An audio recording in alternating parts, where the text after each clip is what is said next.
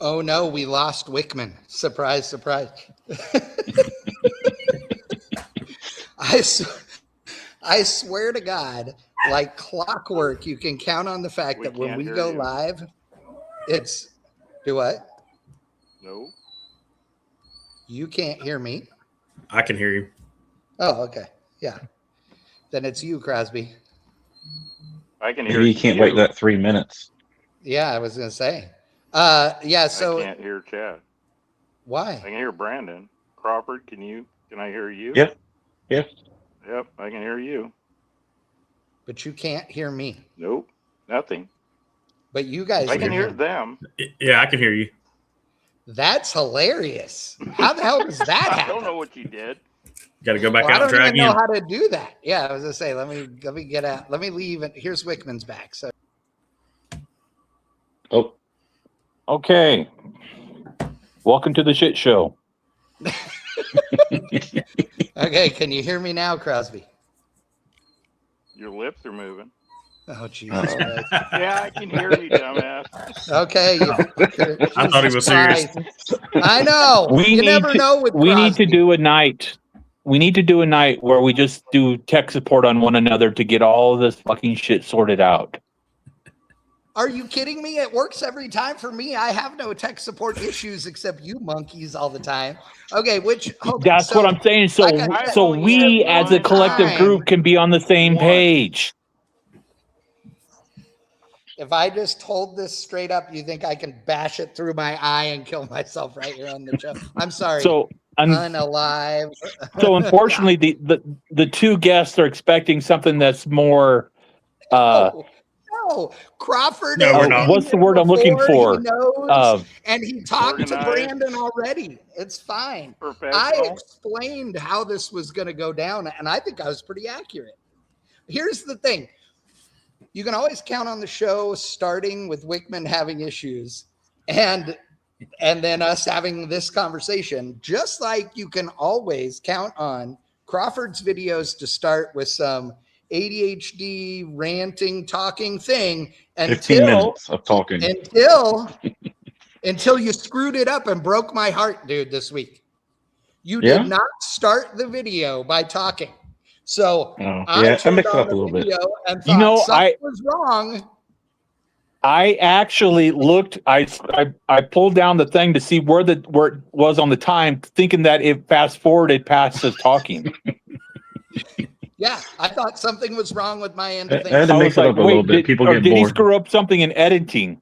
Didn't it? Didn't. He did screw up and edit something. I did screw up. And I left some choice words in there for a second. I had to go back and take them back out. Oh, that's Wickam, you can take a minute and go trim those nose hairs if you want to. Yeah, it's fine. I am in a stage of my life I really don't give a shit about self-grooming. So I'm sorry. So sorry, Amanda. She's in the other room trying to do IT support on the laptop, which she mentioned it's 4.5 years old, so it needs a transplant or something. So we'll get that figured out. LS swap it; it'll be fine. You got to rotate those every 6 months. Yeah, right. Yeah, that's why Junkyard 5.3s were invented, right? Okay, so that's fine. And now Crosby is sending photos. Oh, okay, good. Of fun things. That's good. What is that? Is that the Nova in the background? I'm on my phone. I can't see that small. Behind me? Behind Crosby. Oh, behind Crosby. No, that's the. What is behind me? The 32. Yeah. It looks like I'm sorry. It looked like the red Nova that was in the shop when we were out there. The red. That's what I'm saying. It's tiny. It is tiny. Like Chad's. Like Chad's. Crawford, I think they're out of our price budget range. Right.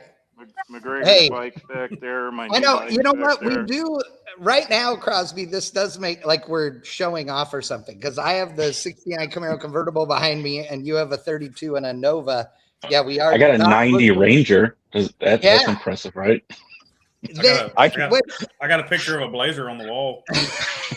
I can go outside and look at the Suburban. I mean, oh please, God, don't. So before we get any further, you guys that have hit the show before, you know Crawford Lee, Crawford from Virginia's for Lowriders. Ooh, that's good, Brandon. And it's an imaginary truck that I used to own.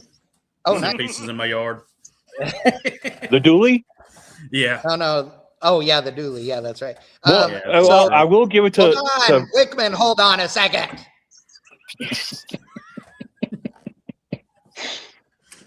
So on the far side, so everybody's happy. Yeah, it's that point.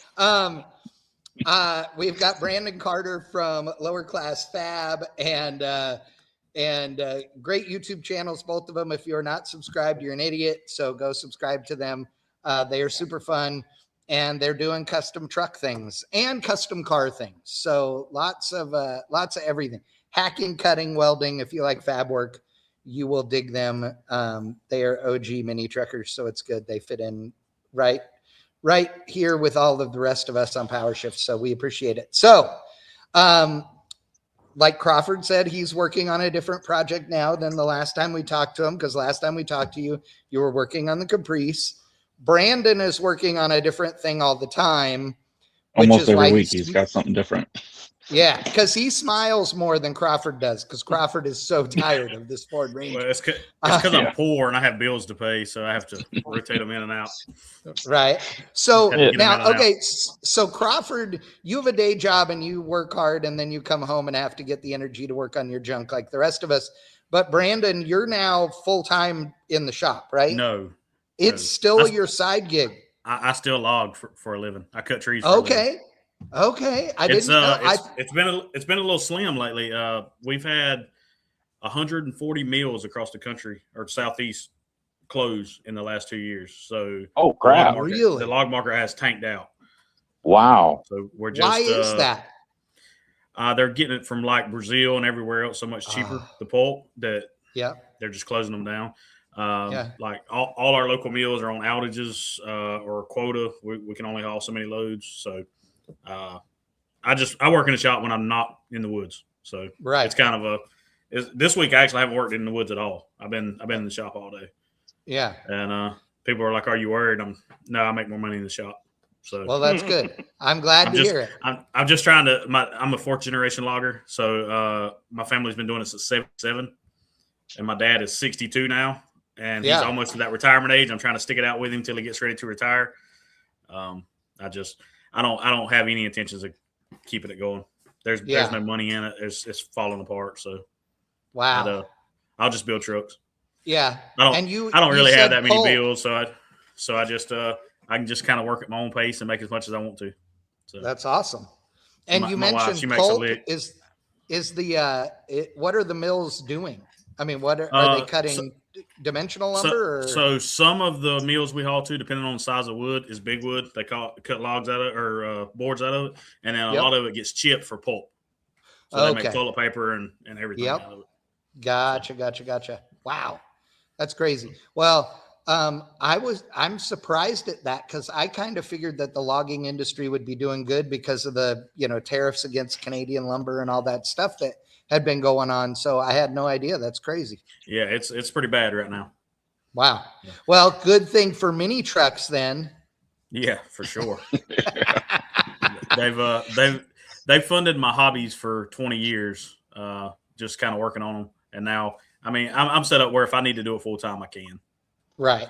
Well, and it's cool because you've got the your family involved with you.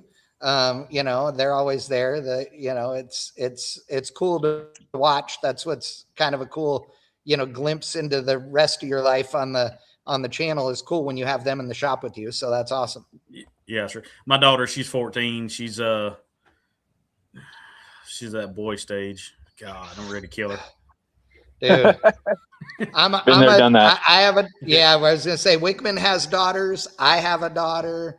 I've always been like, God, I wish you were ugly, to her. And I'm really surprised she didn't just stick her head in the corner there and look at me when I said that. Right?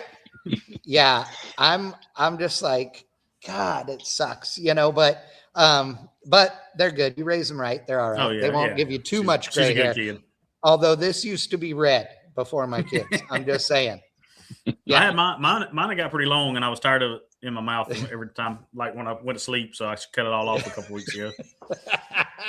Yeah, you did have a pretty good one going. That's right. It was getting pretty good. Actually, I cut it off because I have a wedding in like a month and a half, and I'm trying to match everybody else. Yeah, well, and Crawford has to have the beard because he lives up there where it's colder than shit. So you ever saw no chin under here either. You ever saw that meme of the guy that cut his beard off and he looks like he's 2? Yes. Yeah, I look like a baby. He's gonna, yeah. Oh, I would be that or a way thumb too. with eyes. Yeah.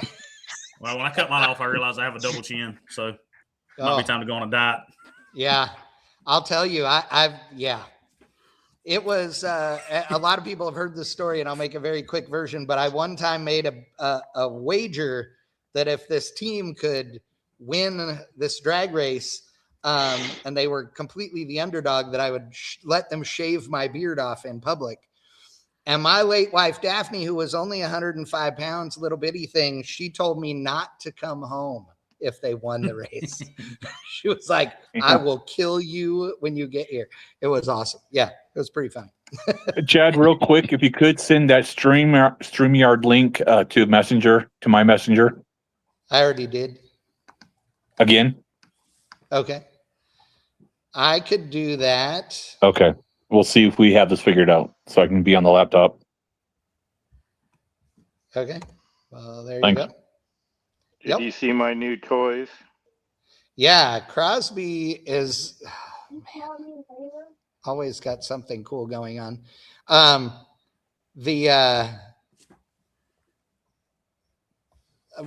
What did you do with the old ones? Jay got the lathe and Chino got the mill. Oh, I don't like you at all. You cleaned house, sort of. No, he got new. Well, new to him. Yeah. Mill lathe. Click off your phone. Slacker. Hold on, I'll share the screen and show. I know that price of Oh, I hate you even more. I just had to go pick them up. That's not that difficult. I got all the tooling and everything. Yeah, kind of. That's pretty good. Okay, so Crosby's talking about this new mill that he got, and well, new to him. Yeah. And a new lathe. Also nice. So and then we'll talk about the motorcycle project a little bit later. But speaking of tools, right? So you guys are both doing a lot of fab work in your shops, but Crawford, you do not have a CNC plasma table. Brandon, however, does. Brandon and I don't know how to use it. But I see your kid on it in the background. Yes, she was drawing. It's scary how much better they are at that than we are as older folks. They take classes for it in school now, in high school, and it's right. Wild. She just sat down and started drawing stuff. It's like, how the hell do you know how to do that? Right. I still look for the any button on the computer. So what are you talking about? Right. Same. My wife actually draws house plans up at work. Yeah. She sat down on it, drew a freaking house up on CAD in like 3 minutes. It's like, how? Teach me. That's great, though. Now you just need them to do your drawings for you. No, they laugh at me and then get up and walk off. No. Yeah, bunch of assholes. You know what? I know that you're teaching your girl how to weld right now, but it sounds like when you're working on her truck, you need to just tack a few things together and be like, man, I'm out now. It'll be fine. Man. Yeah. You got it. Yeah. Or let her cut out her own C-notch and then tell her to figure out how to put it in. Was that KK's truck? Yeah, KK's truck got sold. The extended cab. Oh, okay. Oh yeah, we sold it. It was a wire nightmare. We couldn't get it to run. The guy that has it now, he actually has redone it. It's blue now. Has a big sliding rag top in it, different wheels. Looks completely different. They put an LS in it. What was up with the wire? It was all under the dash, and it was one of those. I never had time to mess with it, so she got frustrated and sold it. Yeah. So she actually traded it for another truck for her nephew, and she gave the truck to her nephew. So he needed a way to go. So. And Crawford, you do not have a CNC plasma table. I do probably could make the drawings though, because you've cut 8,756 million pieces of steel for that Ranger. It's been a lot of little pieces. I am getting a plasma like 3 days from now because for whatever reason, Yes Walter really likes sending me stuff, so they're supposed to be sending me a plasma cutter. Dude, I love that you've been doing testing with their stuff, right? We've been hearing about it for a long time. You said it's great. Yeah, that little MIG welder hasn't skipped a beat. I've been beating the crap out of that thing. Brandon got one too. It's bad. That's a bad dude for $700. It is. Nice. So, and I'm normally a Miller guy, but I mean, that's all I have. Welders are 25 years old because I bought really nice at the time stuff and they work, so. Yes. Mine was I got a ton in my Millers. And it's older than I am. That's true. Yeah, that's right. Well, and here's the thing. I'm a guy that I like my Millers. I like how they work. I mean, but I know a lot of people with Lincoln and Hobart and everything else, and it's all good. But the welding world is one of those things that in the United States, people were not buying Chinese, or import welders until Harbor Freight started pushing their stuff. And when it started, like when people realized that it didn't suck, it opened the door for everybody else, I think. Yes. So what Miller do you have? Mine's a Miller-Matic 135, I believe is my MIG, or 185. No, I think it's a 135. And again, it's 25 years old. And then my TIG machine, which is as big as a LS engine and probably weighs more, is a Synchrowave 180 SD. And it's a really nice machine, but it's nothing compared to the new machines. And now you can get a TIG welder. If you're not trying to weld really thick stuff, you can buy a TIG welder that's the size of a shoebox. It's insane what some of these new ones The one Crawford are. just got's little bitty. Yeah, it's like 14 pounds or something. My other machine weighs like 200 and something pounds. Yeah, right. Synchrowave. Yeah, I think Finnegan has one of those little suitcase welders for like when he goes drag boat racing. Yep. What is your big welder, Crawford? I have a 252 for the MIG and a Synchrowave 200 for the TIG. Okay, gotcha. Yep. And Brandon, what have you used all the years? 211. I had a Miller 180, and it got hit by lightning. My building got hit. That's what mine is actually. It is a 180 now that I think about it. Yep. And then I got a 211. It welds good, but I'm dead serious. That little Yes welder welds as good, if not better. Really? Yes. Now, it welds that good. Are you guys setting stuff yourself, or are you doing the programmable? Let it do it. Just whatever it fixes. Yep. Really? And it doesn't miss ever. No. Really? It's weird. It's that it doesn't good. make sense. It doesn't make sense how good it is. Wow. Honestly, if you use mine or his code, you can get that welder for like $630. Right. Yeah. So I mean, well, I have to say that one thing about them that seems weird to me is on the video, they don't sound right. Like it sounds like the weld is too hot, like just going by the sound alone.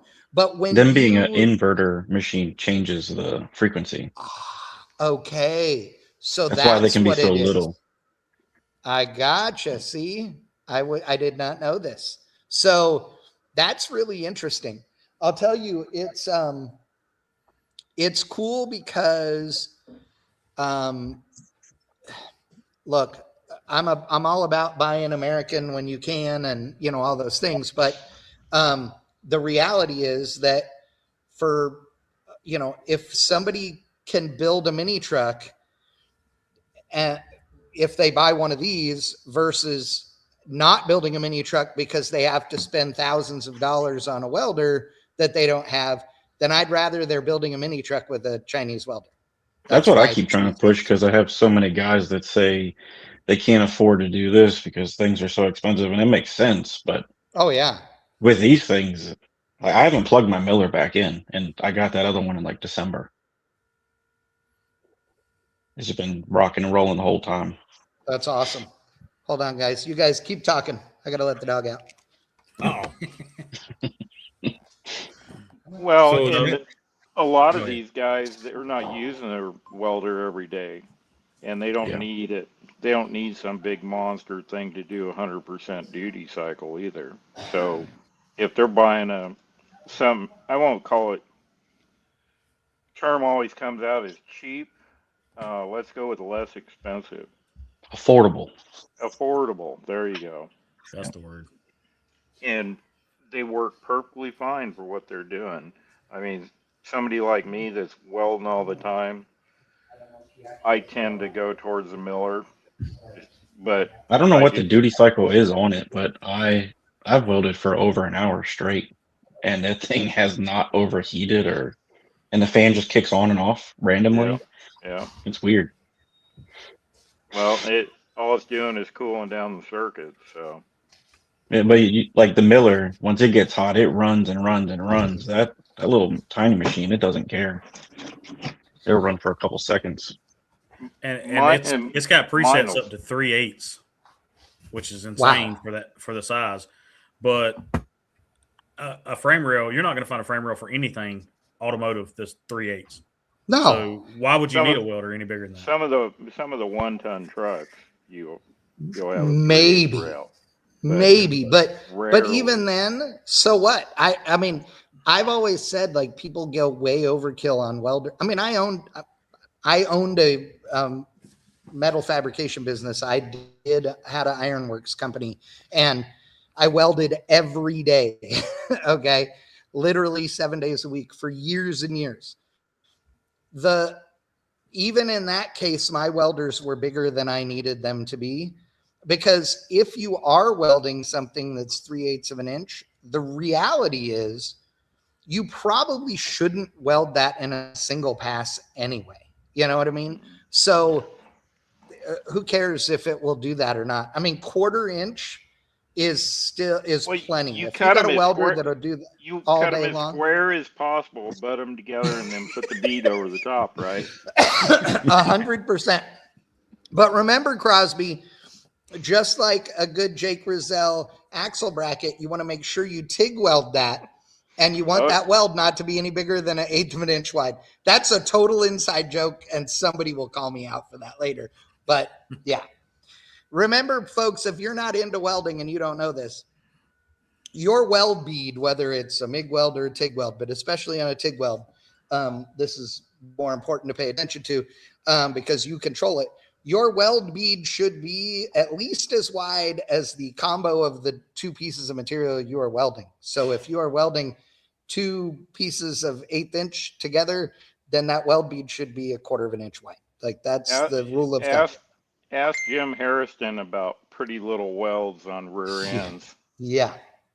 When the rear end spins out of the car on a 6-second pass, kicks the drive shaft, the brake lines, the wheelie bars, everything off it, leaving no brakes, no parachute, and his son driving the car. Yep. I won't mention the name of the dearly departed person that welded that, but I assume he was dearly departed because his wife killed him after he sent. Actually, it was I'll say it. It ain't gonna hurt anybody's feelings. Nate from Nate's Race Cars that did it. You know, I'll tell you one of the things that I'm always surprised by is, and you guys let me know your opinion on this. Guys that are in like high-end car builders, right? That whether they're really driven or they're show cars or whatever, those guys that are in that really high-end cars, they think nobody else in the custom car world or truck world does fabrication at their level. Okay. And yeah, okay. And I mean, it always makes me laugh, right? Because they'll do something and I'm like, yeah, we were doing that in mini trucks 10 years ago, right? Or if you want to see the baddest of the bad, in my opinion, welding and fit and finish and all that, high-end off-road race trucks. Yes. Dude, you guys are East Coast, so you don't see them like we did on the West Coast, but a trophy truck is unreal how badass the TIG welds and everything are in one of those. And most of them out here are MIG welded all together. That is true. So you get TIG and or MIG depending on the truck. All the smaller parts are TIG, but correct. Like the cage and all the brackets, those are all MIG welded, and they look like somebody stacking dimes. They're gorgeous. And we're not talking deep. Yeah. We're talking. That was what I was just going to say. I also commend both of you because you are not the tack and stack guys, right? Like that. No. We've all seen it though. How is it that we've gotten to this place in the internet, world of welding where legit people think that that's okay to I think they look at pictures and they assume that's how it's done, so that's what they do. Yeah. It's TikTok and Instagram's fault. Right. What year were we working on the Blazer here? 2017. 17? Yeah. I'm going to look up some pictures. Go ahead. Because like I said, I've been welding literally since I was 4. Okay. I'm 53 years old. I am not going to go up against, I know hundreds of people that are better welders than I am, right? That are guys I know that are just mind-blowingly good at it, right? That's not but me. I'm a really confident welder, you know, like I know what I'm putting together will stay together. I know that I can, you know, 90% of the time I'm going to go, that's a beautiful weld, right?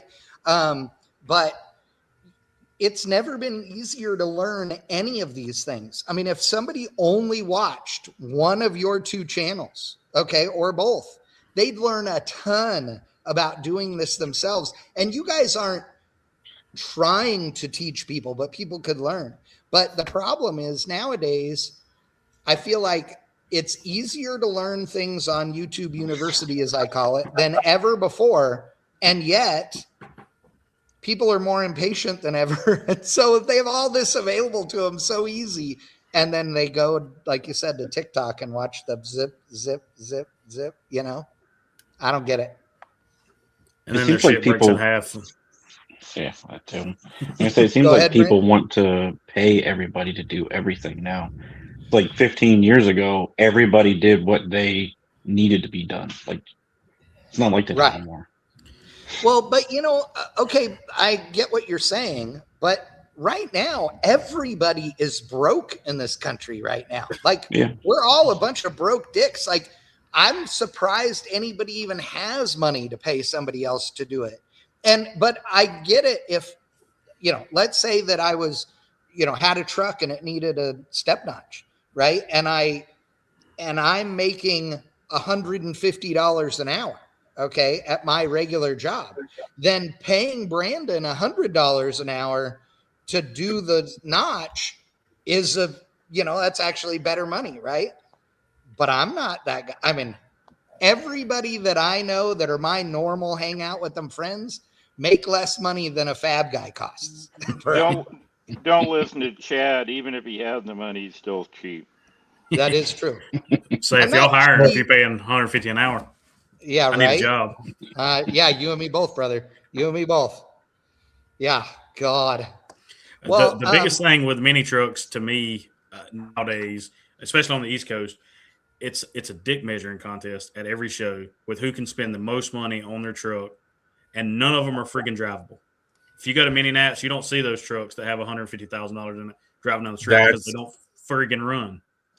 They'll crank up what I like about the show. And we like driving our stuff. There's a video that came out today or yesterday, YouTube channel called Peace Hack Shack. I don't know if any of you guys are familiar with it. Oh yeah, Al Harvey. Harvey Hack Shack. He has the Diamond T. That's the Dragon Drive. Yeah. There was a big time guy in Houston bought a truck from LST. It was at the show. He was told it wasn't completed, the guy that bought it, but it's like he sent it to the Harvey to go through it and basically figure out what's wrong with it and make it quote unquote drivable. I mean, not like a daily driver, but like want to take it out on a weekend and enjoy it. Yeah, right. He started going through this truck, and I mean, there's well into six figures in this truck, this build, and just finding like little things that are just like. Hear him. You can't hear Wickam now? You can't hear me? Oh, I can hear him. Same. Me too. Oh my God. I don't know what's wrong with your junk tonight there, Crosby. I can hear all you guys fine. That is actually so I kind of like this. Okay, well then just hold tight. We'll let you know when to talk. Okay. Wow. Okay, go ahead, Wickam. But he's just going through the truck and just he's basically like the beginning of the video said, it's like, I am not here to basically bag on anyone's work. I mean, there's good work done. It's just I'm just here to basically tidy things up and just kind of, I guess, finish it. But when he started taking things apart, it was kind of like thinking the truck may have been rushed to get to LST. Oh, okay. Yeah. But I meant I have to tell you that, like, to me, the biggest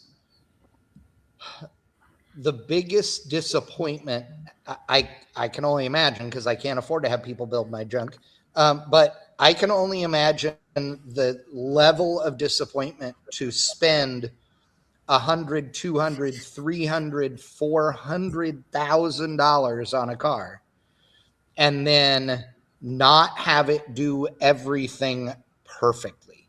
Like it, right. I cannot even imagine. Did y'all see the blue Lincoln that sold, the convertible Lincoln for $1 million and the floor pans were rusted out of it? Yeah, there's all kinds of speculation in that thing about money laundering is the biggest. $1 million. Yeah, they've been talking about all kinds of stuff. I just want to say hi to our guys in the chat right now. Stuart Clifton in the house, Cindy Wayne, of course, our dude, Scotty Palmer. Yes, dude, we still do have a road trip to do. Good job in Bradenton, by the way, Scotty. Good job, dude. I know you didn't go as fast as you wanted, but it was awesome. The McTaggart said he's never seen a computer with selective hearing, but apparently Crosby owns it. Wow. Thanks, Brian. No, there's a lot of you can see people. I mean, you hear these stories, right, of people getting taken, and I think that one of the reasons that can happen, maybe easier now than it used to be, is, if you're a guy that built your own trucks for 20 years, right? And then you're 50 years old and you like have a real job and you can afford to pay somebody to build one. I feel like you're going to know whether it's good or not because you built your own stuff. So you know what to look for. But if you're somebody that wasn't into cars or never had them or never paid attention or never watched anybody build them or whatever, I feel like if you don't have the knowledge and you don't have somebody with you that has that knowledge and is willing to, be your eyes and ears, then it's easier to get taken advantage of like that. And I'm not that person. I don't know how people can do that to other people. And I think karma's a bitch and it will come back and get you. But it feels like you hear about that stuff a little bit more now than you used to. Yes. Well, hey, I've got a prime example right now. A lot of people got a bad rap about all kinds of different things. A mini truck can deal with all the air ride stuff that leaked and broke and yada, yada, yada. Right. So air ride got a bad rap. Lowered stuff, hot rods got a bad rap because they always broke down. There's always some problem. But people out there like Troy Trepanier and stuff that, they get a car done, put 1,000 miles on it, and give it back to the customer, and they drive the thing across the country. We've seen them do it. Yeah, I was going to say when they've done it. Me too. Yeah, multiple times. And you're right. I've seen him get madder than the customer did when they had an issue with the car. No, you're 100% right. Does not want his shit like that. But here's one of the things though that I think is interesting about that. So let's use Troy as the example, right? Okay. So Troy Trepanier is, obviously ultra famous, builds incredible cars, has a great team, and a really nice dude. Let's say you want him to build you the Ultimate 69 Camaro. It's going to cost $400,000. Okay. Mm-hmm. So when people hear that, he built a car for Joe Rogan, or he built a car for this guy or that guy, and it was $400,000 or $450,000 or $500,000. Then when somebody, Bob Smith goes, I have Bob Smith Hot Rods over here, and I'll build you that thing for $250,000 because it's a ripoff what those guys charge, right? Then somebody goes, well, shit, I guess $250,000 is a deal because that's $500,000 or whatever. You know what I mean? So, but we all know how many hours it takes to do all of this stuff. If you were paying yourself even just $25 an hour, Crawford, you'd be a very wealthy man. I'd be very, very broke on the other end. Yes, exactly. Yeah, the part of you writing the check would be absolutely dead broke. The one of you with all the stack of checks be like, I'm rich as shit, Where did numbers I was hearing checks come into play? Right? I know. Numbers and hours I was hearing. See them going out, not coming in. Mm-hmm. numbers. And, Whitman is talking about numbers and hours. I was hearing being thrown around at the Roadster show. Last month was just mind blowing. Just thinking I had an idea, but then that idea just completely blown out of the water by the car that won the Slonaker Award. I was told that they bought special equipment just to build parts on that car. Wow. What's up, LA Dave? Yeah. LA Dave in the house. How much did they say they had in that car? The 50, the Gia. I heard over $500,000. Yeah, that's what I heard as well. Now, here's the thing. I don't know what they spent on the car that won the Amber, America's Most Beautiful Roadster. I loved that car. It was my personal favorite just from style and everything. And when it won, I was blown away because I had no idea. But which we are getting Jim, who was one of the head judges on the Amber. He'll be on the show in a couple of weeks, so that's cool too. But the big thing about these Amber cars, because living in Southern California and knowing Troy Ladd and some of these guys, and then Mark, who does a bunch of the interiors for Troy's cars and a bunch of these others, Mark Lopez at Auto Elegance, he's doing 6-figure interiors in these things. I mean, it's insane. And they're gorgeous. I mean, they are amazing. But the amount of money and time that goes into these cars is truly mind-boggling. I know that there are Amber cars that have won in the last 10 years that are not a 7-figure car like $1 million, but like a 7-figure car like $2+ million. Yeah. And took 5 years to build and this kind of stuff. Yeah. It's like, look at that Gia that won the Slonaker. Yeah, exactly. That's what Wickam was saying. That thing supposedly was $500,000. 500? No. Yeah. No. Another zero. No way. Yeah. Yeah, that's what I'm saying. Buying the CNC equipment and people to make the part engine. Yeah, that's right. I forgot about that part. But will they have more fun? Will they have more fun with that car than we will in Mini NAS? No. No, I mean, they'll have I hope they have fun with that car. But you know that they won't have any fun with that car for several years because I would be so stressed to own that car. Right.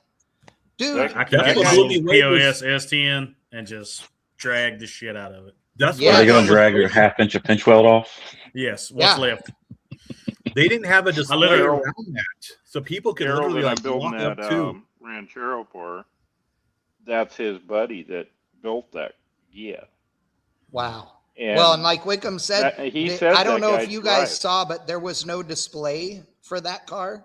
Like when I say that, there was no like velvet ropes around it and stuff like there is at a lot of the, indoor car shows. So, and there were actually several that way. There were a couple of lowriders that way at the show too, that had displays, but the display didn't have a barricade. Like you were totally free to just walk right up to the car. And the Gia was one of them. It was crazy.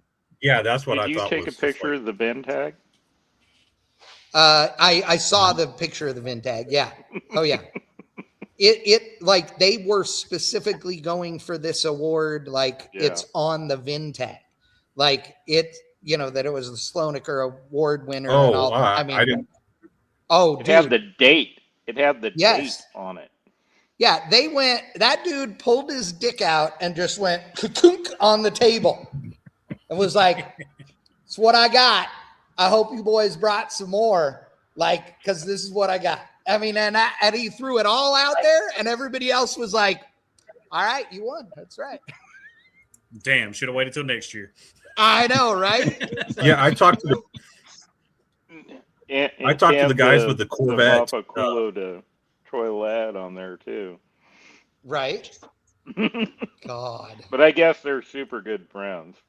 Oh, okay, gotcha. The builder and Troy. It's interesting because when you look at some of these builds, right? I mean, they just blow my mind. I'm one of those people that, and this is a question I was going to ask you guys, so it's a good lead in. I'm one of those people that if I look at a, stone stock S10 sitting in a parking lot, if we sat there and bench raced what we would do to it, right? That we would lay it out, it'd be on these wheels, it'd be this, it'd be painted this color, all that. I can see it completely finished in my head, right? Like, I don't need any of it to be in front of me. Like, I can imagine all of it in detail, okay? But some of these cars at these insane levels, I think to myself, there's so much detail on them. It's like one guy had to be like the trunk guy and one guy had to be the door guy. And what, because there's more detail in one area of that car than in anything I've ever built, So do you guys, can you see the finished project in your head, or does it have to come to you as you're doing it? It depends on what it is. With the Caprice, I sought out a crappy looking Caprice. I went through people's backyards and found that Caprice in the woods to build the crappy Caprice. I love you. This is why we're friends, dude. Because that's the dumb shit I would do. So yeah. I drug home a Peterbilt cab and then didn't use anything but the VIN tag. So that is true too. Yeah. Yeah. You could have easily just brought that home. Been a lot easier. Yeah. Oh, yeah. Easier to haul. How about you, Brandon? Yeah. I generally know what I'm going for when I start. Sometimes things change. Like my 10 S10 I built for Mini Nats last year. My plan was to paint it and everything. And then I got it on the ground and I was like, no, I'm not going to mess that up. So I just cleared it. And I've been driving it for 2 years like that. Right. I actually told my wife like a couple of days ago, I said, I'm really thinking about sanding it down, painting it back the same color tan. And then I have a buddy down in Tampa that does graphics and just ship it to him and be like, here, do what you want to do. Yeah. But it takes a lot of money to do that. He's one of those $200-$300 an hour guys, Gotcha. Yeah. Y'all might know Daniel Smith. Have you ever heard of him? Smithworks. Oh yes, Smithworks. Yeah. He actually painted the graphics on the hood of my Sierra. Okay, gotcha. He works on a little shop, man, like little 2-bay shop. Talented painter, like super. That's talented. Awesome. 2-bay shops usually get more done because they have to get it the frick out of their way. That's exactly right. Gooch out of Oklahoma, he did a little walkthrough of his shop, and I'm like, how do you work in this thing? Because there's like no space. And him and Daniel are like best friends. They have to move half the shop just to get something in his booth.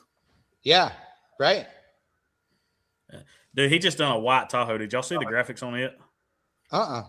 He done it looked like neon on the side. The paint was so bright. Like it you look it up, like some short videos on it. Go check those out on this page. But that's he awesome. He just done like an outline and he done a real bright color. Man, that he's got skills. Like Chad, put that picture up of you underneath your blazer. Oh yeah.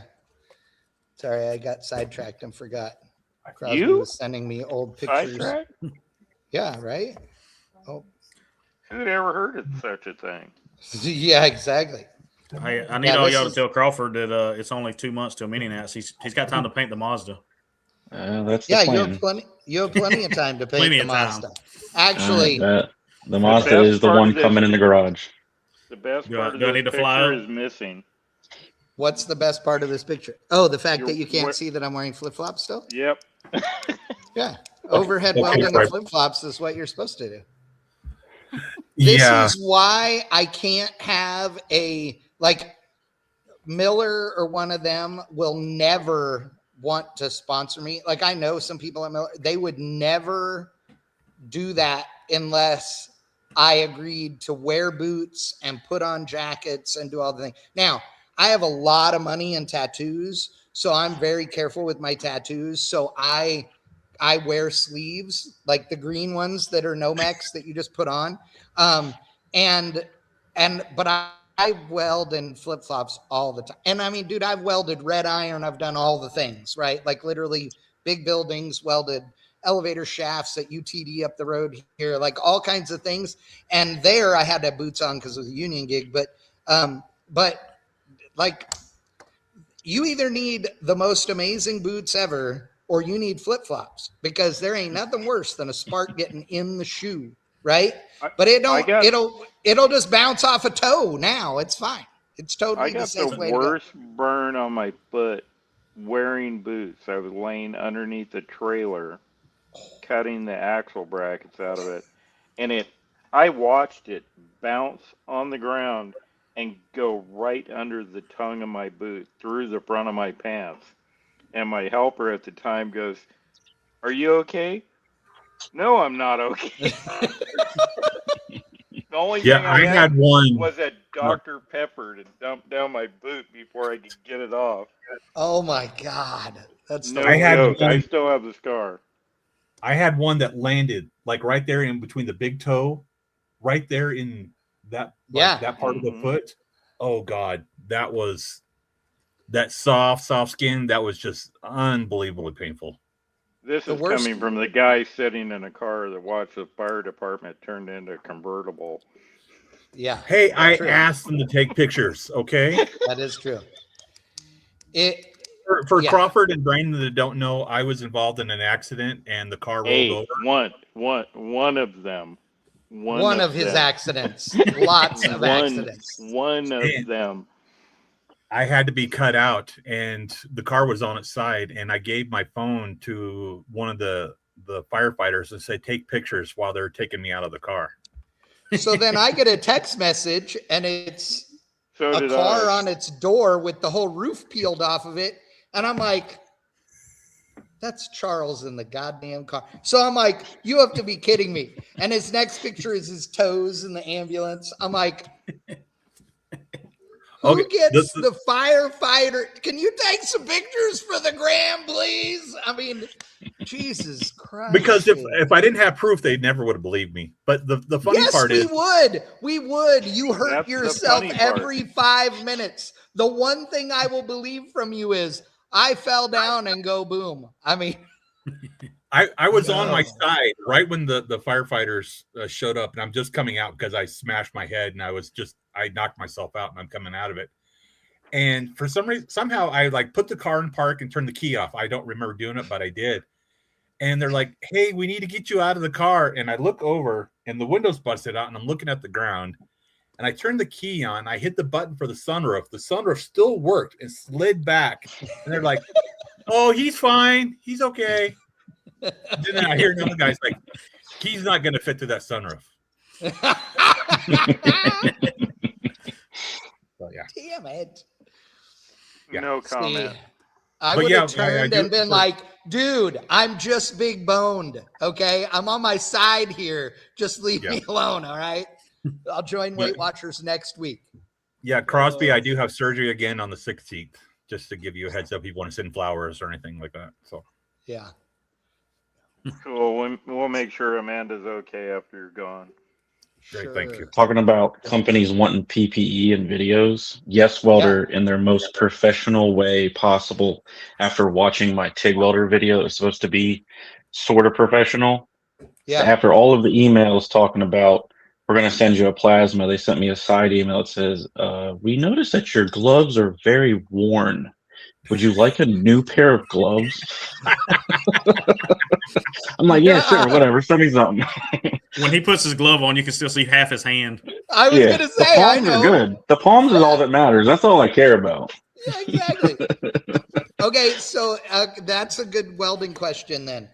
Do you guys like the big old normal gnarly furry inside big leather gloves, or do you like smaller, more mechanic style gloves? And does it matter what kind of welding you're doing? The ones I wear aren't even welding gloves. That's why they're so messed up. I'm a big burly guy myself. I like the big welding gloves. Me too. That's what I use all the time, and I have forever, and it just feels right to have them.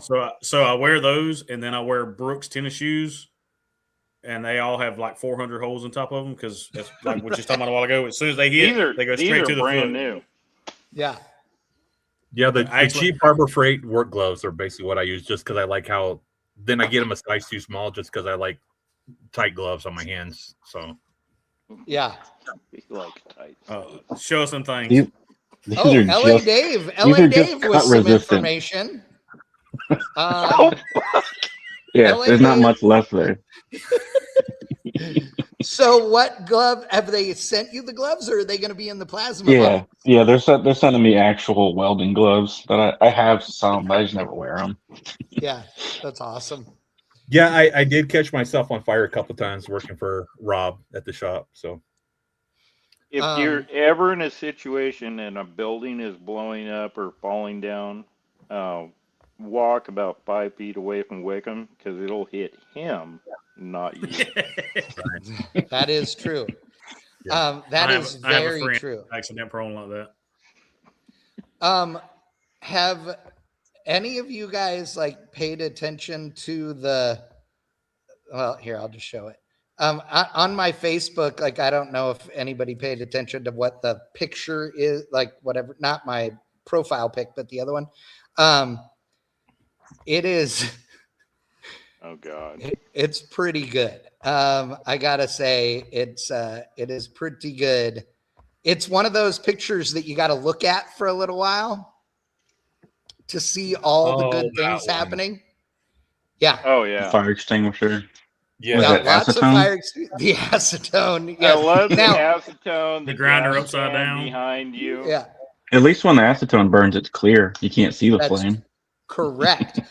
Now, here's the great part about this. None of that is staged. That is all 100%. That was the last shop at my house in SoCal. I literally was cutting the yoke so that it would fit in this transmission for my Camaro. And we had went to fit it and it wouldn't. So I just took the vise and put the drive shaft in it and was cutting on it. And my buddy Steven starts laughing. He's there working with me and he walks over and he's looking at it and he just starts taking pictures. Now I see that he's taking pictures and I turn to him and he's laughing hysterically. I'm like, I don't know what the hell's wrong with him. I just keep cutting the thing.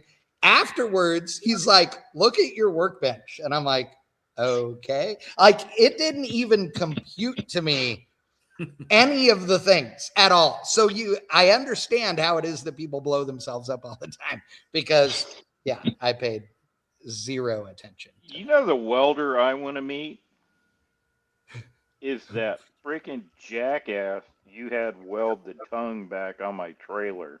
Oh, dude, that guy sucked. Bad. He wouldn't let us weld. It was horrible. I would have Ray Charles with his feet could have done better than that. At least. Yes, 100%. 100%. Yeah. But here's the scary part of welding nowadays is, we're talking about these cars that are, not being built right and everything, the trailer, all these things, these people that just do the zip, tack or whatever. But have you actually paid attention to some of the welds on products that you buy nowadays? Oh my God. Oh yeah. Dude. I mean, seriously, like I'm not saying like hot rod company parts, but I'm saying like, general merchandise things. You buy a set, a set of sawhorses, right? You buy any, like, dude, some of the stuff is unbelievable how crappy the quality is. It blows me away. Someone went to, I think it was like Home Depot or Lowe's or something like that, and they were like looking at all the racking and the welding that's on the racking, and they were just like, "How is these racks holding all this product up?" Yeah. Oh, I know. I'm with you on that. So I bought a. Go ahead. No, go ahead, Brandon. So I bought a mini excavator last week, like the little $4,000 one. Like you can literally turn it over by hand. The welding on that thing is so shitty. Like there's already a weld broke on it before I ever run it. No way. Yes, the bracket that holds the thumb on is broke. I already had to pull it in the shop and weld it. Nuh-uh. As is, no warranty. When you leave with them, they're yours. Wow. So, really? Yeah, it was that. Did Crawford give you the hookup on that? But no, that was a local deal. But honestly, for $4,000 brand new, it works really well. Like I've tore a bunch of shit up with it already. I really bought it. We have a pond right next to my house, and I really just wanted to clean the bushes up so my kid could fish. And it's doing great for that, but I don't know how long it's going to last.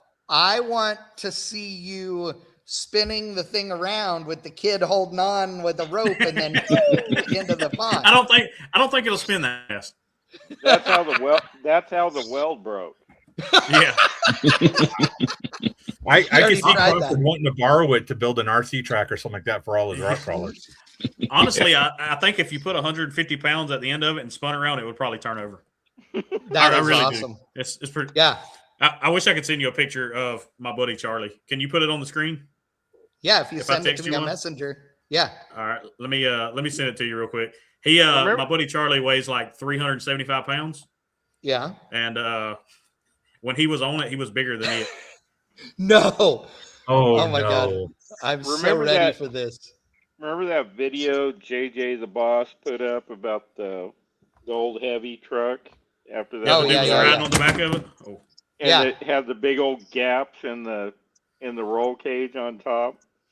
Oh God, yes. Oh my God, that thing was horrible. Yeah. Okay, this is awesome. Brandon, this is great, dude. Oh my God. Okay, hold on. Oh, and this is your buddy Charlie, you said? Yeah, this is my buddy Charlie Driggers. He actually does YouTube too. They do hunting and fishing stuff. Yeah. He's got a channel called Life's Too Short. I've been friends with him for like 25 years. Okay, you guys got to watch this. Are you ready? Shit.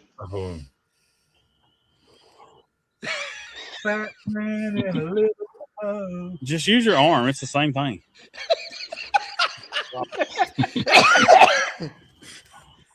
Oh my God, that's priceless, dude.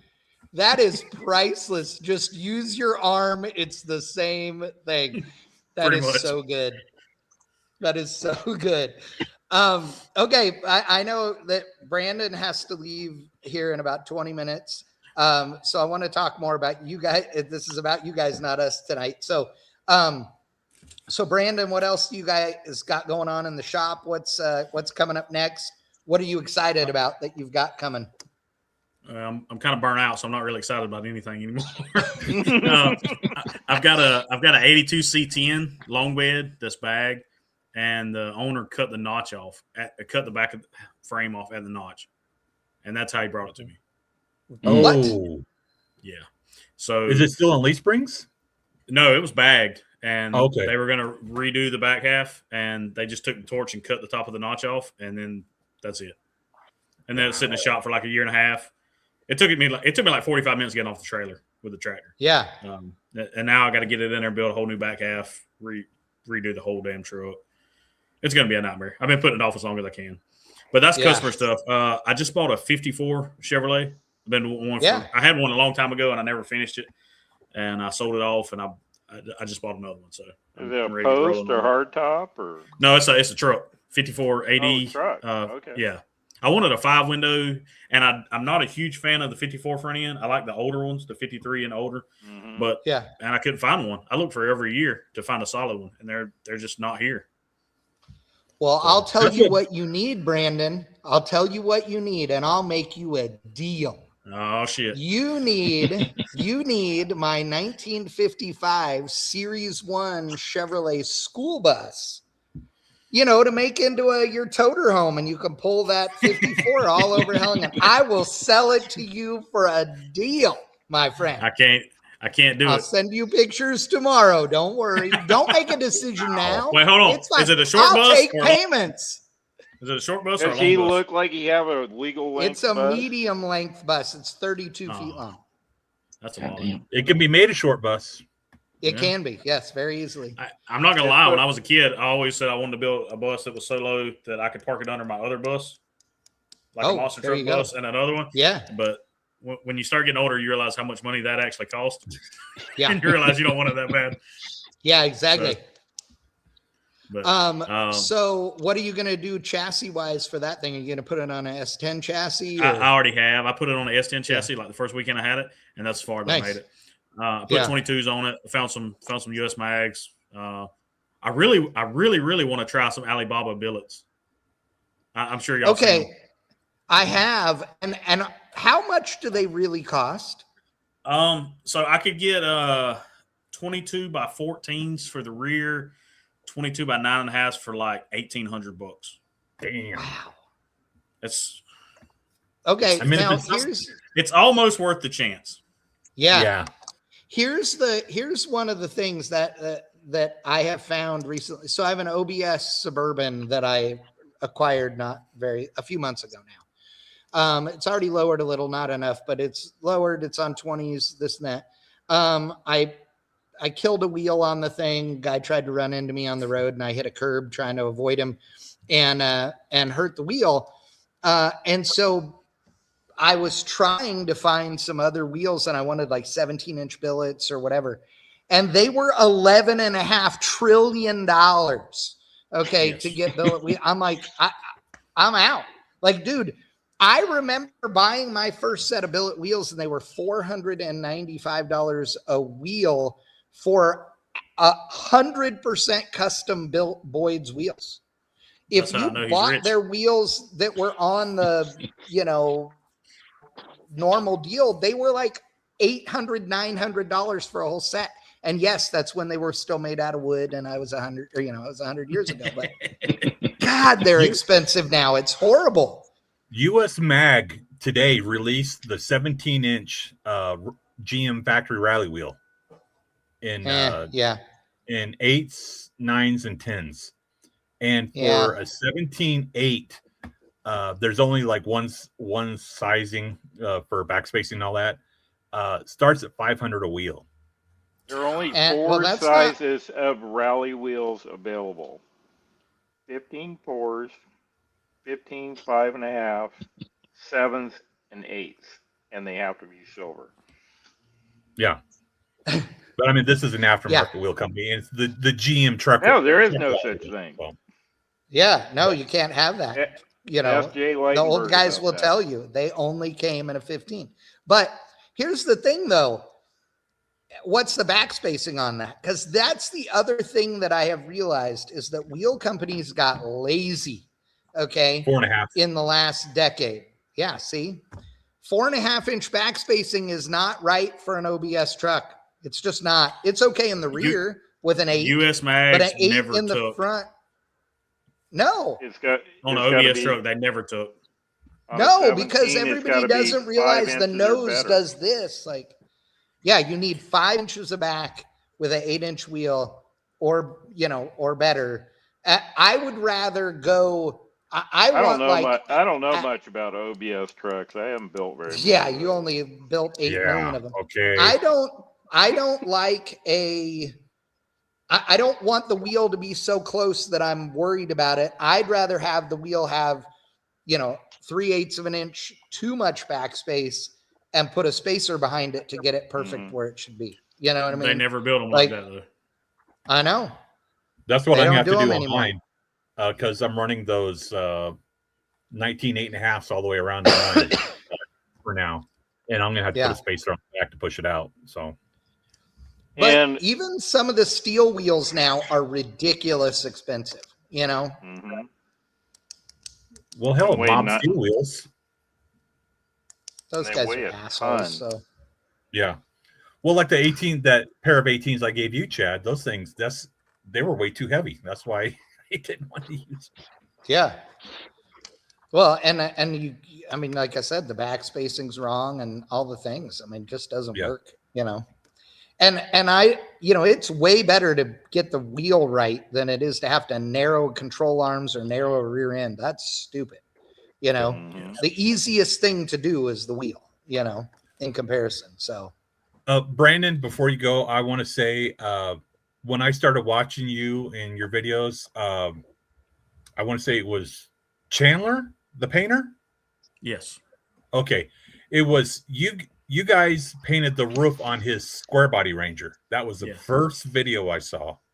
And I was like, okay, these guys are having too much fun. And then I went down the rabbit hole and I found more videos. And I was just like, holy crap. Then seeing how Chandler, you, Dan, Dawson, and the other guys, just how everything just kind of, it's like, it's more family than anything with all you guys.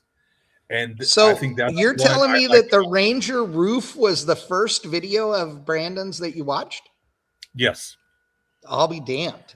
Yeah. So I've been that watching you kid for a long time. So that kid, he's fixing to get married next month. He's like, I think he's 22 or 23 now. He started coming around when he was still in high school. He's got a twin brother, and we lowered his brother's truck, but his brother was at work, so he brought the truck over. And like we got done, and I was like, man, you can come hang out whenever you want to. And it's been 5 or 6 years. He's still hanging out. Never left. That's awesome. And what year is that truck? Chandler's is a 89, I believe. No, the one Chad. Oh, that's a 54. And that's the thing too, is like the age differential between like Dawson to like Chandler is just, I mean, I'm sure it's like pretty good, but I meant yeah. So Dawson is like in his 50s. No, he's not that old. So Dan Really? is Dan's the oldest. I think he's 40. I think he's 46 now. Okay. And then Chandler's like 22. It's wild. Okay. So The Does that thing difference. Brandon, does that have a one-piece windshield? yes, sir. Really? So late 53, all of 54, and 55. The first half of 55 was that body style before they changed to the new body. I've just never seen one that was a 3-window. Yes, sir. Well, I wanted a 5-window, but I couldn't find one. You can buy a kit to cut it in, but that cab survived this long. I'm not. I've just literally never seen one that was a 3-window. I've only seen 49s and 50s that were that way. Yes, sir. Like I say, that's a 54. It's got that big cross-looking grill in the front instead of the bars, which I hate, but it is what it is. Well, you can swap that's that the out. GMC grill, right? No, it's a Chevrolet. It is? Yeah. Oh, okay. The GMC kind of come up and done a U, and then it had bars across it. That's right. They actually And they that don't one reproduce the GMC. Put the picture back up, Chad. Now, I've never ridden or driven one, but I can imagine those corner windows probably just reflect the sun in a certain way and could just burn the shit out of your neck. Yes. Of course, You got to have them tinted. There's not much room in those trucks either. Yeah. People were a lot smaller then. I don't have a problem with them. Well, that was the thing too. When I talked to Chad at Nobody Salvage, and we were talking about those truck cabs, and I think it was Rocky Mountain Race Week. We were talking, and he looked at me. He's like, "You're not going to fit in one of those." And he's like, I'll tell you right now, I won't sell you one because you're not going to fit in it, and you're going to. If I do, you're going to hate it. You have to do lots of changes to make them comfortable because they're just that's just not. Let me send you a Photoshop of this one with doors and stuff on it. This is that's what my school bus is a Series 1 1955. So it's that body style. Okay. And I say that body style, it's only the nose. It's from the firewall forward. The rest of it's a big box because it's a school I just sent you 2 pictures. The first one is one my friend photoshopped with doors and all on it. And then the second one is the first one that I had. It was a 53. And it was bagged on 24s, had 24-inch centerline smoothies on it. And it was a 5-window nice. also. Oh, okay. I got you. Okay. So you've got, okay. So let me share this one.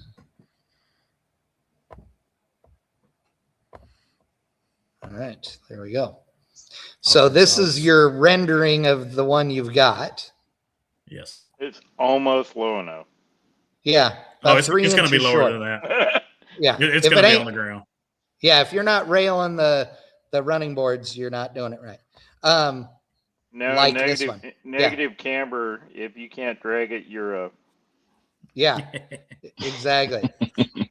So this truck, the 53, I had it, and I was in the transport business. I was hauling cars and cargo trailers, and it got tight there for a little while, and I had to sell it to keep everything going. And we all had to do that. Yeah, I've had to. That's the only one I ever really sent down the road that I wish I could have got back. So, Right. Well, you can usually, you can build a new one. That's the plan. So yeah, that's awesome. Oh, but after riding in his Caprice at Mini Nats last year, I want to put hydraulics on something. It just won't be that one. Dude. Okay, I have never cared about hydros. Like I want it on an Impala convertible. Like I'd love to have a Impala convertible lowrider at some point. But I've never cared about them otherwise. Like I've never went, oh, I want a Mini with hydraulics or any of that until now, because Crawford sucks and he's just making me want another thing.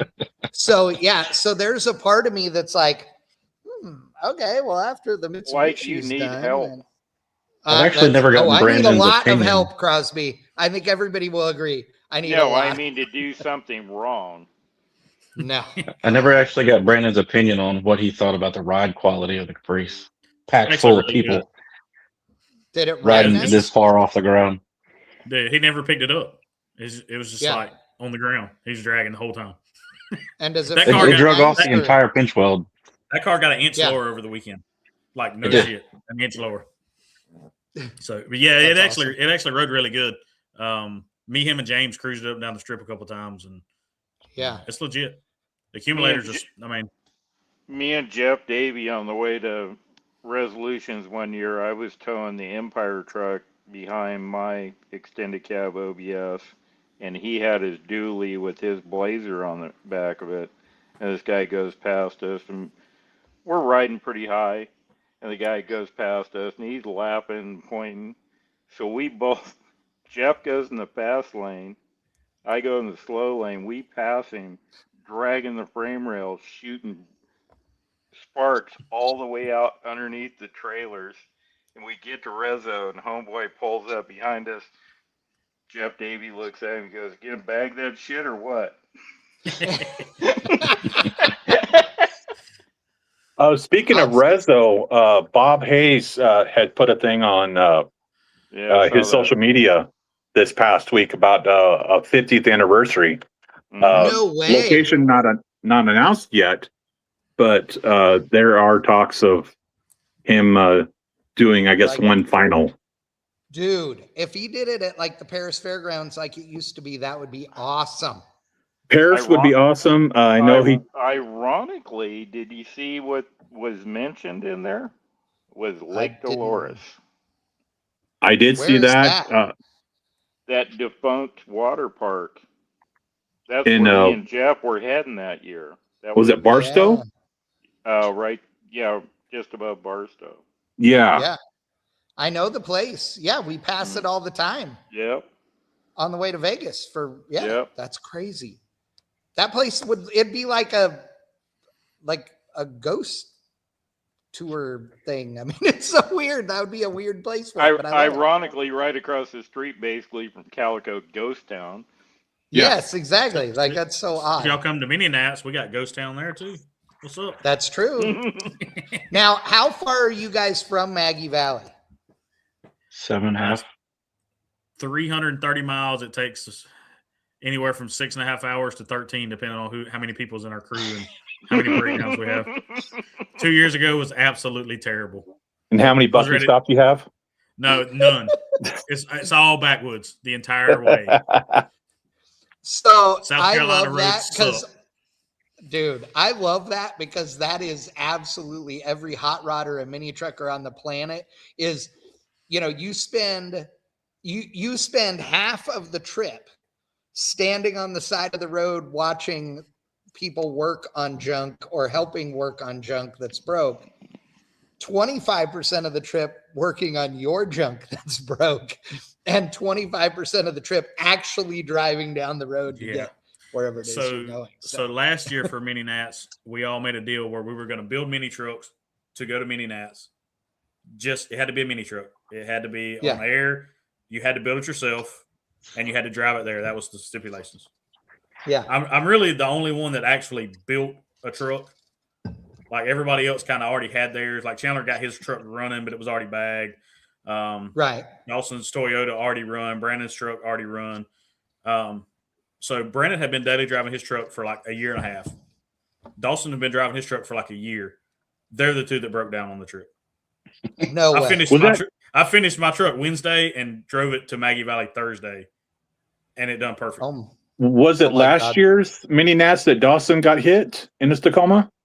That was 2 years ago. It was 2 years ago. Okay. Yeah. So he actually didn't get hit. He backed into a building the night before we were supposed to leave. Oh. And then the transmission went out on the way up there.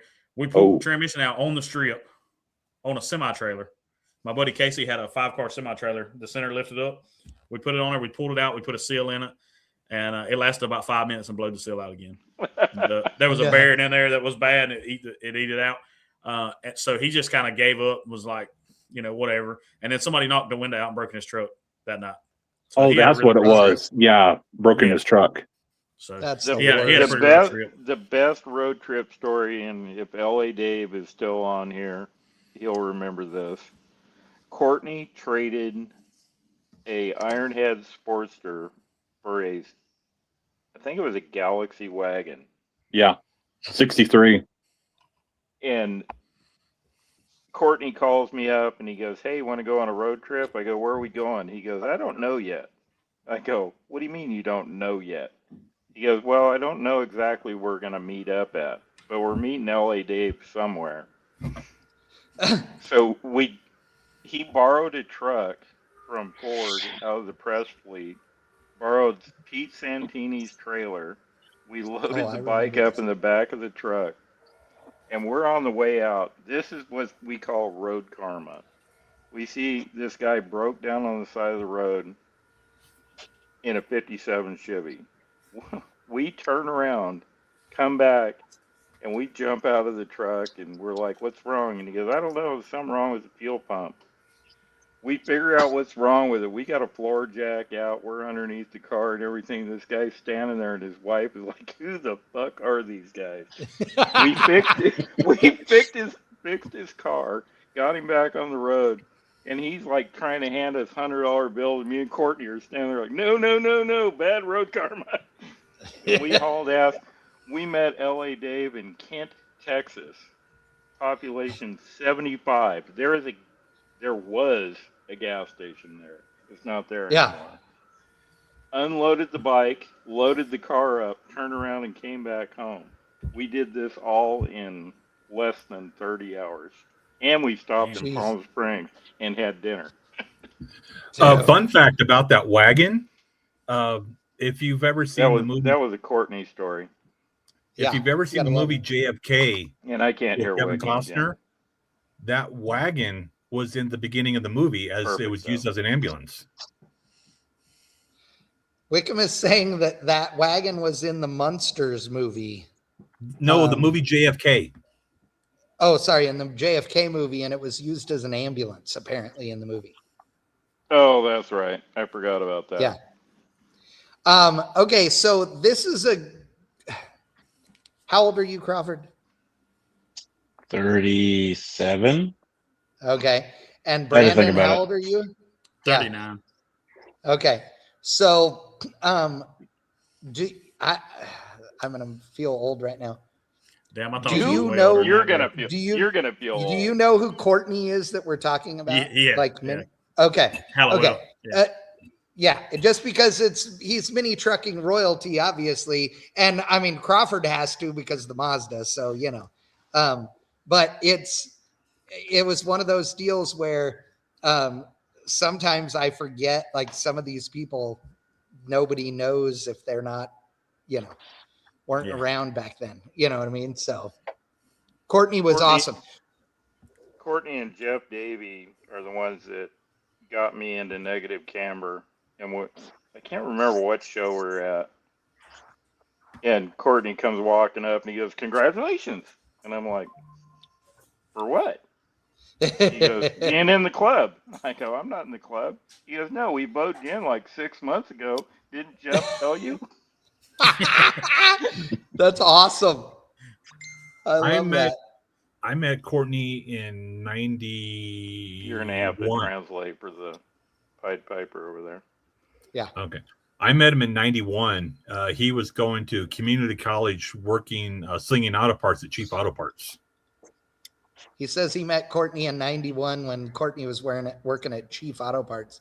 I met Courtney, like I had met Courtney a couple of times over the years, but when I really, really met him and like spent time with him was at the Pomona Swap Meet with Freiberger, and we were doing Car Junkie TV at the time, and Freiberger and I ran into Courtney, and I was like trying not to fanboy, you know, and of course we were fast friends because when he realized like, oh, this is, you actually are hanging out with better people now, David Freiberger, you're hanging out with mini truckers, you know? And so, you know, we were comparing notes and all those things, but the last truck that Courtney had, I believe, or project was actually a truck like yours, Brandon. Yeah. Yeah. The green and black on one. Yep. Yeah. On a S10 chassis. And the company, I can't remember the name of that company that makes all the brackets. His was they went like out of business because of that. No way. They got so overwhelmed that they couldn't keep up with the supply because of that story. No way. I can't remember the name of them. I can't remember the other company that's out doing it now because there are a couple of them. Panzerbuilt's doing now. Yeah. Panzer. Oh, yeah. He's a top dog. Yep. Okay. Gotcha. And there's a 504. They're doing it, and there's several more. 504. 504. Yeah. That's right. Yep. I remember that one. I actually have a transmission tunnel from Panzer in the floor right next to me. Oh, nice. I met Courtney because Jim Morris from Beltec called me and goes, I need to get the Beltec Blazer to Fresno. And I go, where is it? And he goes, Placentia, which is about 35, 40 miles west of me on a Friday afternoon in traffic. Oh, Jesus. I go, if you get the truck to me, I'll get it there. He goes, well, I have Courtney bring it. I go, what does she look like? And he goes, not what you would expect. Courtney shows up, and he has this big, long ponytail off the back of his head, and he walks in, and he goes, ha! And he just one of the neatest people you ever meet. He hands me the truck, and he goes, you got to keep 100 pounds of air in the bags in the back of it because the drive shaft rubs on the floor. Because it was actually a 4-wheel drive Blazer that they made a 2-wheel drive out of. But they never notched the floor. So I instantaneously jumped underneath it with a plasma cutter and cut the cross member out and then let the air out of the bags. No VIN tag, no license plate, nothing. Drove it, 100 or 200 miles? Yeah, I was going to say probably 200. In traffic up to Fresno with no plates on it, nothing. I put a Crest Chevrolet paper tag on it and hauled ass. I was sitting in this is before they were available. I'm sitting in a gas station. The guy walks up and he goes, is that a 2-wheel drive Blazer? And I go, yep. He goes, I thought they don't make them. I go, they don't. He goes, what is that? I go, it's a 2-wheel drive Blazer. And I put the gas cap back on and hauled ass. The guy stand there. Okay, another question that Crosby reminded me of. What's that? So what channels do you guys watch for, like, just because you want to and have fun besides each other's? You go ahead, sir. Brandon's. That's not the only one. Mine's all over the place, though. It just, my ADD doesn't allow me to watch just one. It's just constant scrolling. It's almost like watching TikTok, but with 30 seconds of a 30-minute video at a time.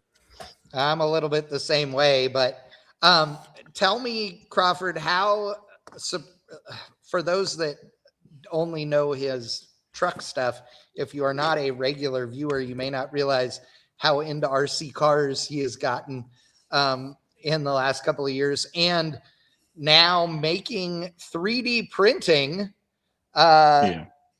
RC car bodies. And yeah, that kind of happened by accident. I wasn't planning on printing them, and then after I had a feature on another YouTuber's channel, there was tons and tons of messages. I've sold 18 bodies in the last week. Jesus. So and my printer has been going doing like accurate. How long does it take you to make one? It takes about 6 hours to print one. So I'll print one when I go to bed. I'll print when I wake up. I'll print one when I get home, and then I'll restart the process all over again. And then so what he's saying is he's buying a new printer. Yeah, I need another one. He needs to have 2 or 3 going. Yeah. I have the same printer as Crawford. I just bought it. I haven't even set it up yet. They're awesome. Yeah, but I mentioned it to him the other day, and he's like, oh, that's exactly the printer I have. And that made me feel so good because, dude, like your bumpers and the grills and all of that stuff, like the accuracy on those things looks amazing. Yeah, the bumpers and stuff are printed on a resin printer. So those come out of a liquid rather than a filament. The bodies themselves are a filament. So I'm running them both back to back basically to get the look, I guess. You lost me. Yeah, it is a lot that goes in there. Hopefully, I've got my name in the hat for getting a body from Crawford. So, oh yeah, for sure. I wanted to ask: what is the wagon body that you just posted? Is that a '66 wagon? There's a a '70s Cadillac wagon, an '80s Malibu wagon. Gotcha. There's like 10 more to come too. You done a I'm trying to ride the wave. In other words, Chad wants a '66 wagon. Oh yeah, I could do that. I've been trying to ride this wave while the wave's still going because he's about to drop another video that has just these big wheel cars. So I'm trying to jump on that wave while I can because I don't know how long it's going to last. Dude. Right. Yeah, make that money. I can read Chad's mind. Yeah, exactly. It's scary, isn't it? Spectre Racing put a post says, Chad, when is your rescheduled drag and drive? We actually literally had a meeting about that this morning.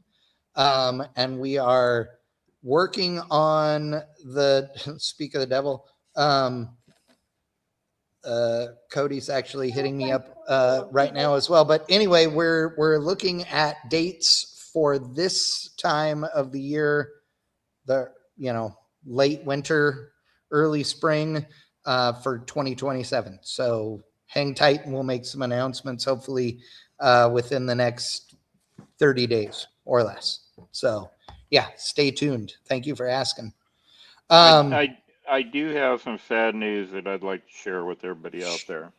Okay. Buck Bland, former owner of Empire Motorsports in the OBS world, passed away 3 days ago. Oh, no way. Yep. Dude. Unfortunately. How old was he?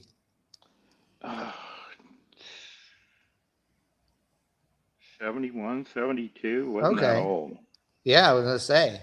Old, but not that old, yeah. He had some heart issues and some other stuff, and Ron Mangus called me on Sunday to let me know that he passed. Oh, man. I know we were talking, he was trying to sell off a bunch of stuff. Did he... I don't know if he got rid of the black truck or not. So yeah, that's what I was... Patsy still has it, the black Empire truck that I built. And I don't know if he still had it. I was trying to get what's his name from Battle in Bama to pick it up. He said he wanted it, but he never called Buck. Yeah, he never called Buck back. So if it's still there, that truck would be available still, I'm pretty sure. Yeah. That's another thing about along the billet lines, the billet wheels, we already talked about, but billet accessories and stuff to build these trucks, like OG style stuff, is not available like it was. I mean, they just don't even make half of the stuff at least. And technically, the guy that used to cut all that stuff for Buck, the machine shop, actually the son, Yeah, he's still doing it. Still has all the designs. And well, he only sells a small fraction of them. But I think you can order anything you want. Oh, I know the Birdie talked about starting trends back up, but I guess that never happened. Or right. Yeah, because Squirrel Disco Ball. That's the Birdie. Yeah. Well, but here's the thing: if you look at the stuff that is available right now, a bunch of it is crap compared to what it used to be. Like they just don't spend the time to get the finish as nice on them. And some of the design on some of this stuff is so chunky and big, like it's just not as nice, you know? I mean, well, all the stuff that Buck made, the way they polished it, they actually cut out all the little pieces that went in the holes in the dash panels and stuff. There was stainless steel pieces on the wood backer, and they would put them in there so it didn't carve them out. That's how they polished them so good. Yeah, but they don't do that now. Well, the bathroom in that place had black and purple tile in it. Oh. The whole building, all the water lines. You want to talk about OCD kind of guy? Yeah. All the water lines were all copper in the building. The bathrooms were black and purple 4-inch tile. That's the kind of guy Buck was.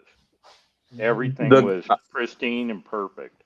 Like I say, that OBS, the color combinations, and whoever did the flames on it, that is top 5 OBS trucks for me. Doug Starbuck did it.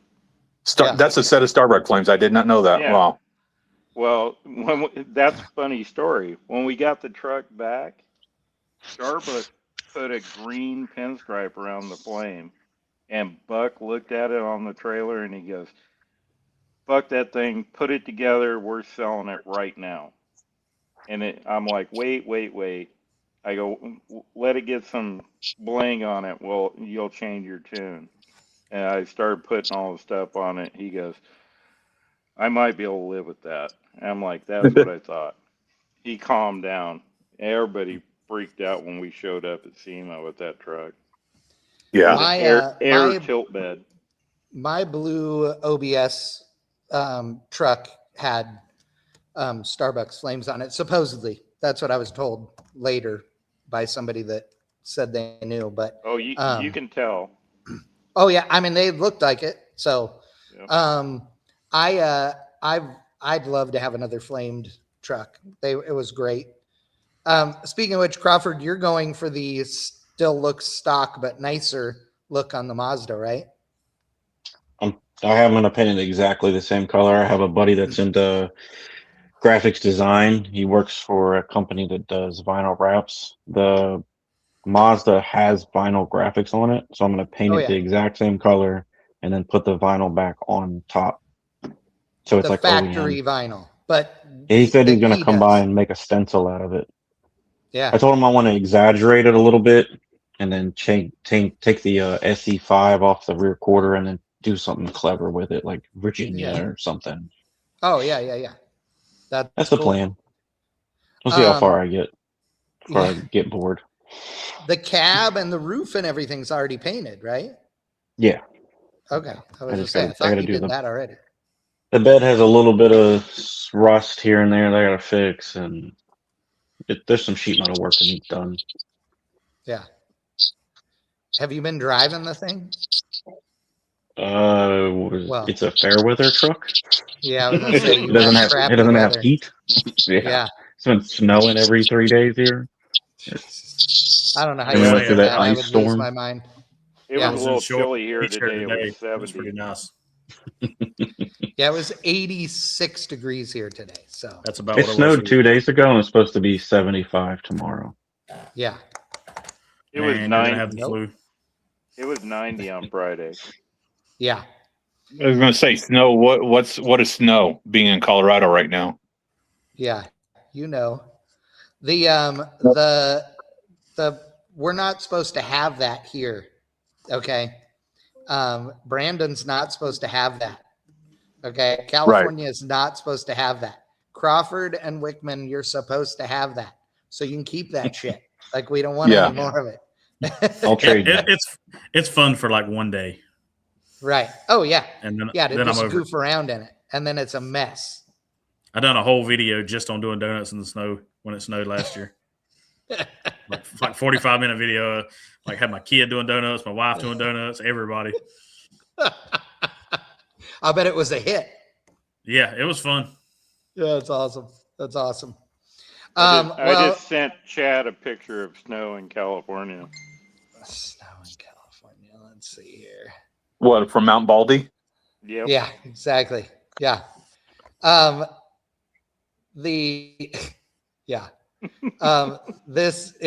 It's hilarious because the street the hill that he's mountain, I should say, to you guys, it would be a giant ass mountain.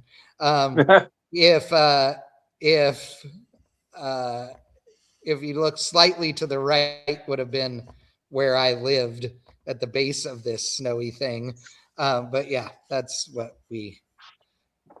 we go, hey, look at the pretty white snow. And then what's the elevation of that? Where? On the Mount mountain? Baldy? Mount Baldy is 10,000. No, it's like at the top 65, I think. No, I thought Say, I live at 6,000 feet. Yeah, I think it's taller than that. Let's see here. No. So when that's covered with snow, how warm is it in the valley? It was like 50 here.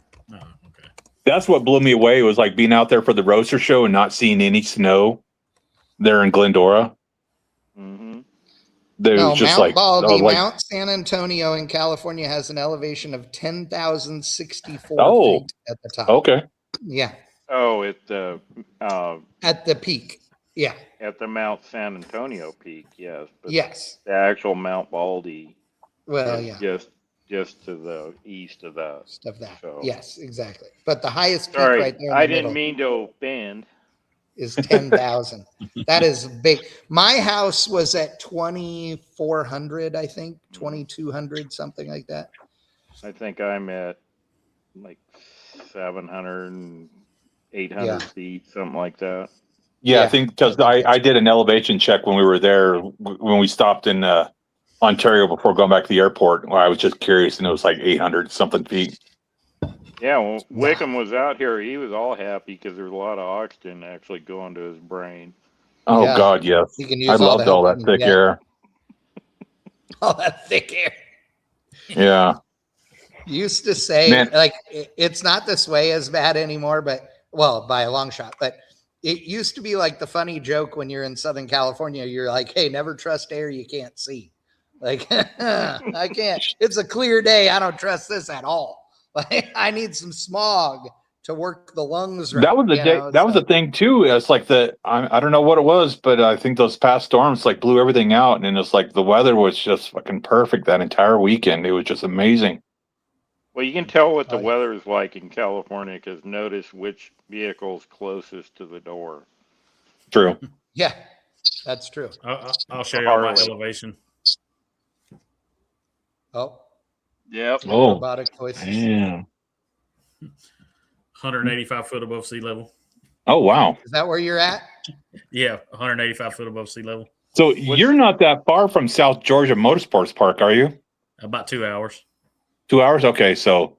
Because it's Valdosta. I'm about halfway between there and the coast. Okay. Okay, gotcha. So I'm about 8 miles from Pomona where the drags are held. So yeah, we're actually going to the Gator Nationals Friday in Gainesville. Oh, cool. Nice. And I've never been. So you've never been to the drag races? Not the Top Fuel. Oh, no way. No. Whoa. Yeah. Okay. Whoa. Are you just going for fun? Do you have anything hooked up yet? Okay. No, we're just going for fun. Okay, then you have to, dude, hit me up tomorrow and I'll put you in touch with Scotty or Clay or one of those guys so you guys can go into one of their pits when they're doing a warm-up. So, we can make that happen. We have pit passes and we have tickets to stand on the starting line. No, to go hang out with somebody. No, I'm talking about though where you could go into their pit like leaning on the car. You know, so yeah. Whole new world, brother. Oh yeah, dude, you are. It is. Yeah, we don't really do like top fuel stuff because I can't afford it. But now, if you want to race on the highway right here in the back road, we're all over that. Yeah. Dude, Brandon's frowned upon. It's frowned upon, but it's fun. Right here. Yeah. Oh yeah. He's gonna get the baptism by fire. We are. I'm a street racer for a long time, dude. So don't you worry. You're not offending us at all. I was telling Chad before we got on that I put a notch in a Silverado today that was 4-wheel drive that makes 1,300 horsepower, and I put my kid in it when I picked her up from school, and we was rolling like 20 and laid into it on low boost, and it just smokes all 4 tires. It's fucking insane. Oh insane. And he was like, "That was on 8 pounds. Imagine it on 30." It's like there's one of the first trucks I ever lowered when I was at Traders was Jim DeFrank that owns California Car Cover. Yeah. He bought a 4-wheel drive extended cab, and I lowered it on the 17s. So he had a house in Big Bear just north of me, so he could be able to pull in and out of the driveway. That's all he wanted the 4-wheel drive for, but he wanted it lowered. White extended cab 4-wheel drive. First one I ever did. Not the last, but the first. Yeah. Yes. The thing about where we lived, where Crosby lives and where I lived there in Southern California, is that from Crosby's house or his shop down to the beach, let's say at Huntington Beach, is if there's no traffic or whatever, you're talking an hour, whatever, hour and 15 minutes. Yeah. If that. Now, where I lived was just 10 minutes Harley, from Crosby. a lot quicker than that. Oh yeah, way quicker on the bike. But conversely, that mountain with the snow on it, if you went up to the top of it, which will take you about 30 minutes, there's a ski resort up there. So you legitimately can snowboard and surf on the same day in Southern California. Like I have known a couple people that did that. I have done it in a 71 Caprice Classic convertible lowrider. Nice. I like that. Went to the beach in the morning with surfboards hanging out of it, and went to Mount Baldy in the afternoon with the snowboards hanging out of it. Just sounds like 2 injuries to me. Yeah, right. Exactly. If it was Wickam, yes, there would have been a hospital visit. Oh my God, yes. There is no doubt whatsoever. Did y'all get deep enough to snow, Crawford? Y'all ski? Did you get deep enough to ski? No, not that I've seen it. I don't know what requires skiing. I have any abilities to do anything like that, so I don't even look into it. Wasn't it? Hey, if my fat ass can snowboard, you can. Yeah, I'll break. Was it when Finnegan broke his leg? It was somewhere in North Carolina or South Carolina. He went snowboarding. Yeah, you know that he broke his other leg, right? Oh yeah, recently. I was on the phone with him today, and how did he do that? Motorcycle, a dirt bike, with his kids. He said he was 10 minutes into the ride, and he crashed, and he thought, "Oh, this is gonna hurt." And then he was like, "Oh, that wasn't that bad." And then the next day, his knee was this big.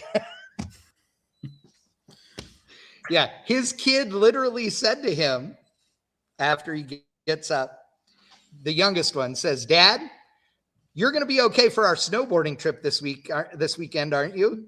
And he was like, "Yeah, buddy, I'm fine." Yeah. Then the next morning was, so guess who didn't go snowboarding with the rest of the family? Yeah. Who? Oh, yeah. Finnegan has about as good as luck as I do. It's bad. Like it's potentially really, like he tore his ACL, he broke his leg, he did all the things at one time. Damn. And the MCL, I guess, is the one that they're like, we don't know how bad that is until we get in there to do the surgery. And then we hope it's not really bad because at your age, you're not going to handle the 2 months of immobility. If that That's happens. me. Like, when that I had my pre-op yesterday, and that's what they told me. They told me 10 weeks. I had this non-weight bearing. So yeah, no way. So yeah, so I'm going to be. Now, is that's what I'm trying to get for somebody your size or somebody my size as well? I think it's anybody because they told Finnegan the same thing. I'm just being sarcastic. I know. But yeah, because they have to go in and clean out that whole area where it's spaced. Then they have to pull it all back together. Then they're fusing everything. So basically, like how this is my right foot. So basically what you use to basically like press the gas pedal like that, I can't do that. I won't be able to do that anymore. That sucks. Amanda's going to have to drive you around. Yeah. That's a problem when your job is driving a mail truck. We had long talks about that. And yeah, that's not going to be a position I'm going to be able to hold anymore. I'm already in talks with VA about getting a position with the VA. Oh, nice. That'd be good. So I'm going to be a desk jockey. You're so injured you can't deliver mail. Well, dude, rain, sleet, dark of night, all the things. All the dogs. Crawford, you bought yourself an enduro bike or dual sport, whatever you want to call it. What, like a year ago? Yeah. Right before it got cold. Okay. So are you brave on that thing or smart on that thing? I would say smart right now, but I do ride it. I've been riding. I put 650 miles on it since it's been cold. So wow. Okay. I've been riding it regardless of the weather. Yeah. Now Finnegan said he only had 2 hours on that dirt bike he has. Yeah. Oh, because he's hurt himself multiple times on it. Yeah. 2 hours. Yeah. And I think it's a CR250 or something like that. Or, no, it's like a 450. Is it a 450F? Oh. It's a 4-stroke. Yeah, there you go. That's it's a big one. Yeah. Nope. One of the funnest things I've ever done was a Suzuki 250 quad with ridge runners and paddles on it going up the back side of the ski lift at Big Bear in the snow. No. Nope. Oh my God, that is. Oh, in the snow? Actually, that would be okay because you get some cushion when you fall off. Yep. Oh. Yeah. God. Do you remember the 350 that I had, the Yamaha 350 four-wheeler that I had for a little while? Yeah. Yeah, like I traded a car for cash and this thing because it was worth more than what he owed. And then I sold it and I made out really good. But before selling it, I rode it at King of the Hammers for like 4 or 5 days.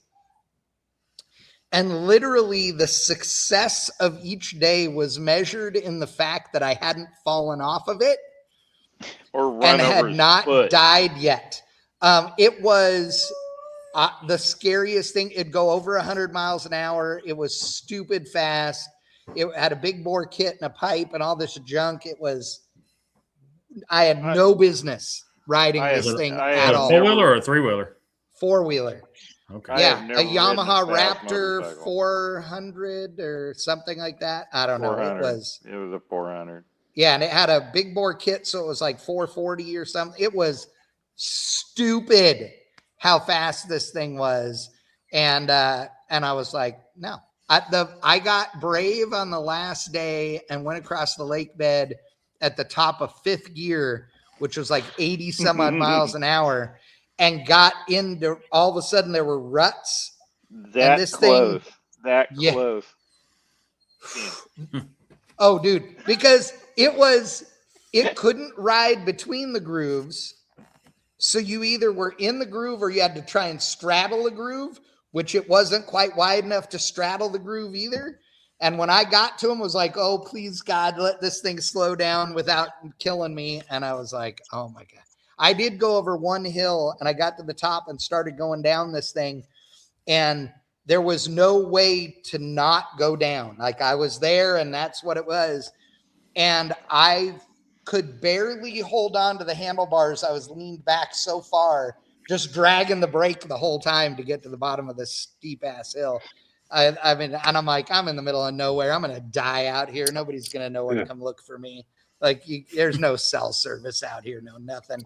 Out in the middle of the desert in the dry lake, it was like I'm out. I need to get rid of this thing.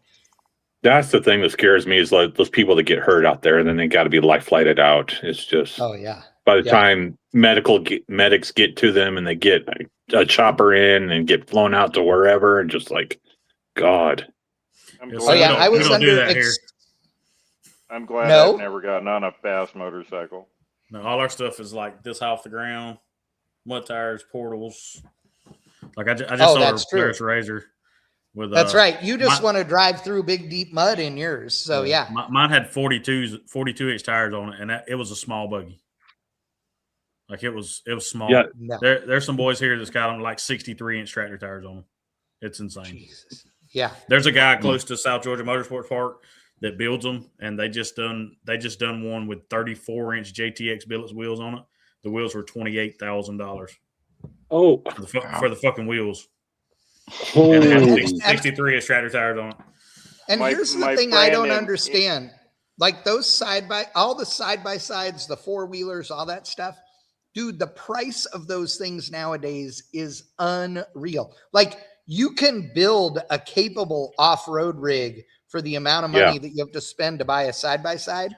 Polaris has people to put 30 and 40 grand more on top of it. Well, Polaris has got one out now that's just ridiculous. It's like 50 grand for just the buggy stock. Yeah.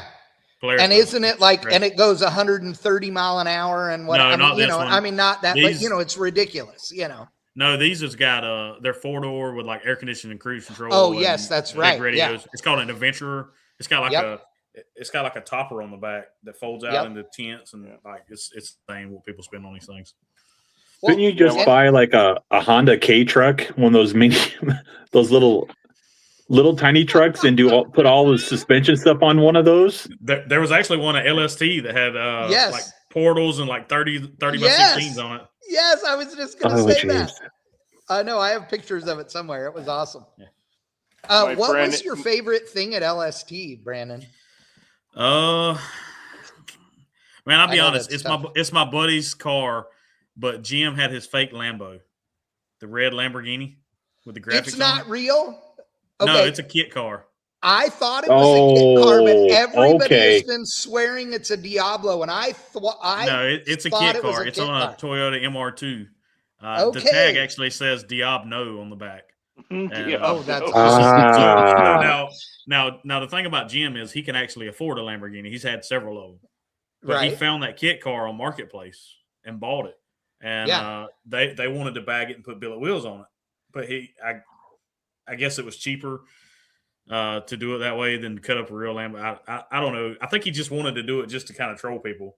Right. I mean, he's got an $85,000 Kodiak to pull it with. Like if he wants a Lamborghini, he can buy a Lamborghini. But that thing got more attention at the show from what I saw than anything there. There's always one vehicle every year that just basically everyone's just like. That's the talk of the show. Well, it was red. It's like the poster car that you bought at the Scholastic Book Fair when you was in school with the doors folded up that everybody had on their wall. It looks just like that. But it's got billet wheels and graphics on it. And like every kid, Jim's like, yeah, man, let them sit in it. It was a cool car. And that's awesome. Like I say, that was my buddy's car. Man, there's so much stuff there. It's hard to pick. Did you feel like there were more mini trucks this year than previous years? Not really, man. The lifted truck has took over. Dude, the lifted trucks are insane. But I did feel like there maybe were more minis than there had been. But like you said, the lifted big brodozer stuff is, it's everywhere. And I appreciate them, like whatever, like it's not my style, but if you like it, I'm down. But the big thing to me was that I got there early on Saturday morning. And dude, at 10 o'clock in the morning, I was like, there's nobody here. Like it seemed really dead Saturday morning. And then at 10:30, it was like you opened the floodgates and the place went. You couldn't even walk around. There were so many people there. I left at noon and was like, okay, it's getting too crowded. And I'd gotten all the photos I needed. I was heading out. And And a buddy of mine called me and said, "Holy crap, dude. It is so good that you got out of here when you did." He's like, "This place is a madhouse." He said it took 3 hours for him to do 1 lap with his truck at the show. Yeah. And I'll be honest, it's cool to cruise, but the dust was so bad that everybody's cars were. I mean, I wish they would have made everybody park because of the amount of dust they were putting up. I agree. If you got a $30,000 paint job, you don't want somebody in a $1,500 piece of shit riding by throwing dust all over. Yep. Well, that was the thing. I saw a picture floating around. It was some Cadillac that it got covered in dust. It was a dark color car, black, dark blue, dark green, I don't know what. But some kid like wrote on it like "wash me" in the dirt. On the hood. I seen that. No. Yeah. Because the dude had a post and was like, "Teach your kids some fucking manners." Yeah. And, Oh, I'd have broke his arm off and then beat him with it. Like my mom, when I was a kid, or my grandpa would have said, "I'm going to rip your arm off and beat you to death with it." Well, that would have been when I would have done that to that kid. So the lifted trucks, to me, they all look the same. Yeah. It's the same truck, different color, same suspension, different color, same wheels. They all look the same. Like when you come to Minneapolis, it's not like that. There's a lot of trucks, but every single one of them looks different. Out there, it's just like a big field of all the same stuff. Even the lowered trucks, it's all Silverados, 28 by 12s. They're bagged. They're either completely factory body or they're painted some dark green color or dark blue color. They all look the same, man. Yeah. It's wild. I did feel like this year felt like I was just seeing mostly the same stuff as I had the year before. That is true. And I think a lot of shows go through that kind of thing, but the big deal with LST is that it's become such a destination over the years that I think everybody thinks, okay, we'll have trucks from all over the country, and we do, but the majority are still from Texas, Oklahoma. Yes. Yeah. And unfortunately, that whole giant back wheel trend, even on a laid out truck, has become such a thing.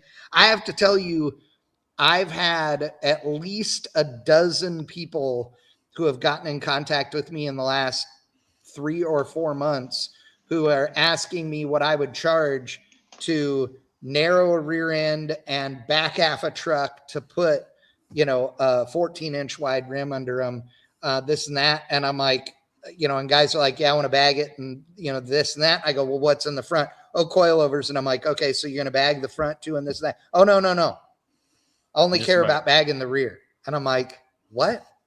It seems weird to me. That's you know what? I actually have done several of those. You know what's showing up out here? Huh? Squatted trucks. No. Thank God. Y'all take all of them. God. There's I don't want to bag on people because, like, if you're into your, squatted truck as much as I'm into my Camaro or my mini truck or whatever, it's then okay. good You can on rag you. on them. But it's they're showing so up in hard to Colorado like too. Those. I couldn't believe it. I saw the first one about 2 months ago, and I thought it was just overloaded or something. I'm like, yeah, no, that thing doesn't have shit in the bed. Yeah. That is, what do they call it? Squatted. Carolina squat. Yeah, Carolina squat. South Carolina, right? Yep. Yeah. So one of my first videos on YouTube, I have a local kid here that had a super nice truck, but it was overly squatted. Had 26 by 14s with wheel spacers, like the whole wheel stuck out past the truck. Yeah. And they passed that law in Carolina, and then that's right. The local cops started pulling them over from being squatted, and they are dangerous, bro. You can't see anything out of them. Right. And I charged that kid like $4,800 to bag the back of it, so that he could pick it up level. And I done like an infamous 4-link and 3,800-pound bags, like straight under the frame. And it turned out super good. And that kid, man, he drove it for like 6 months, sold the wheels off of it. It sits at his mom's house, hasn't moved in like years. Like, It's like a 16 or 18 model truck, and it just sits there. And- He's just out of it. Like, I mean, just that quick. Do you remember? Yeah, my hearing daughter about lives the in Myrtle kid Beach, that South was- Carolina, and she laughs every time she sees one of those trucks pulled over. And she's just like, "Hey," like she'll text me, "It's like, hey, another one got pulled over." Do you remember, or did any of you guys see the guy? There was some kid on YouTube who got huge because he lost his license, got his truck impounded, like all these things, because he was one of these, that was super squatted. And he got famous because of the fact that he was like, oh, I don't even care that they're going to do this to me. And he didn't care until his mom whooped his ass about it. Yes, she's like, I'm the one paying for it. Remember that? Yeah. Yeah. So, and at first everybody thought it was like a staged thing, his mom being mad, but that it was not, it turns out, because she was the one. I mean, he was a kid. She was paying for everything and paying, his insurance and all the things. And here he got his license suspended. Yeah. That was actually in Daytona. Yeah. Okay. There you go. Or Daytona truck meet. Yeah. Yeah. Jesus. It's wild, man. But them kids, they go into a town and they freaking destroy everything. Right. Everything. Well, yeah, that's what I guess same thing happened with Pigeon Forge. Yeah. That's what I was about to say. Pigeon Forge, they had the thing last year where they basically shut it down. And that happened a thing too also. There was a like an import car show or something like that was in Pigeon Forge. Yeah, it was slammed enough, I think. Yeah, slammed enough. You're right. I think that was what it was. That's Crawford's people. No, it was. Here's the thing. I don't think he's owning them right now. No, me neither. Because here's the thing that's wrong with this is that if you look at Pigeon Forge is the perfect example. That town has made a name for itself for being the place for hot rod and truck shows. Like some of the biggest shows in the country, been going for decades, are held there. Yeah. And so when another group comes in of car people and then does that and screws it up, the only saving grace is that the people that, run things in Pigeon Forge know that, the hot rod guys are good, or these guys are good, or those guys are good. And, and they won't make that mistake of letting them back in again. But dude, it ruins stuff for everybody when you do that kind of stuff, which is honestly, I'm a little bit afraid of that with Maggie Valley because they're so welcoming and so good about all of the truck community. And I would hate for anybody to screw that up. It's very tight there. Yeah. Everybody's on the same page. That's good. Yeah, you have really cops that they tell you don't drive like an idiot and don't do a burnout. Other than that, we don't care. They were pulling over locals. Yeah, there's always people that do that. And then what about dragging? Yeah, they don't care. It's the weirdest thing ever to drag next to a cop and they're just like, hey. They don't care. Awesome. They'll literally tell you, we appreciate you coming to our town. Yeah. That's great. Meanwhile, I'm removing asphalt the whole time, and they're like, thanks for coming. Exactly. It's the weirdest thing. When is that show again? That's what, April? Yeah, April 17th through the 19th, I believe. Okay. Yeah. Go ahead and book the airline tickets real quick.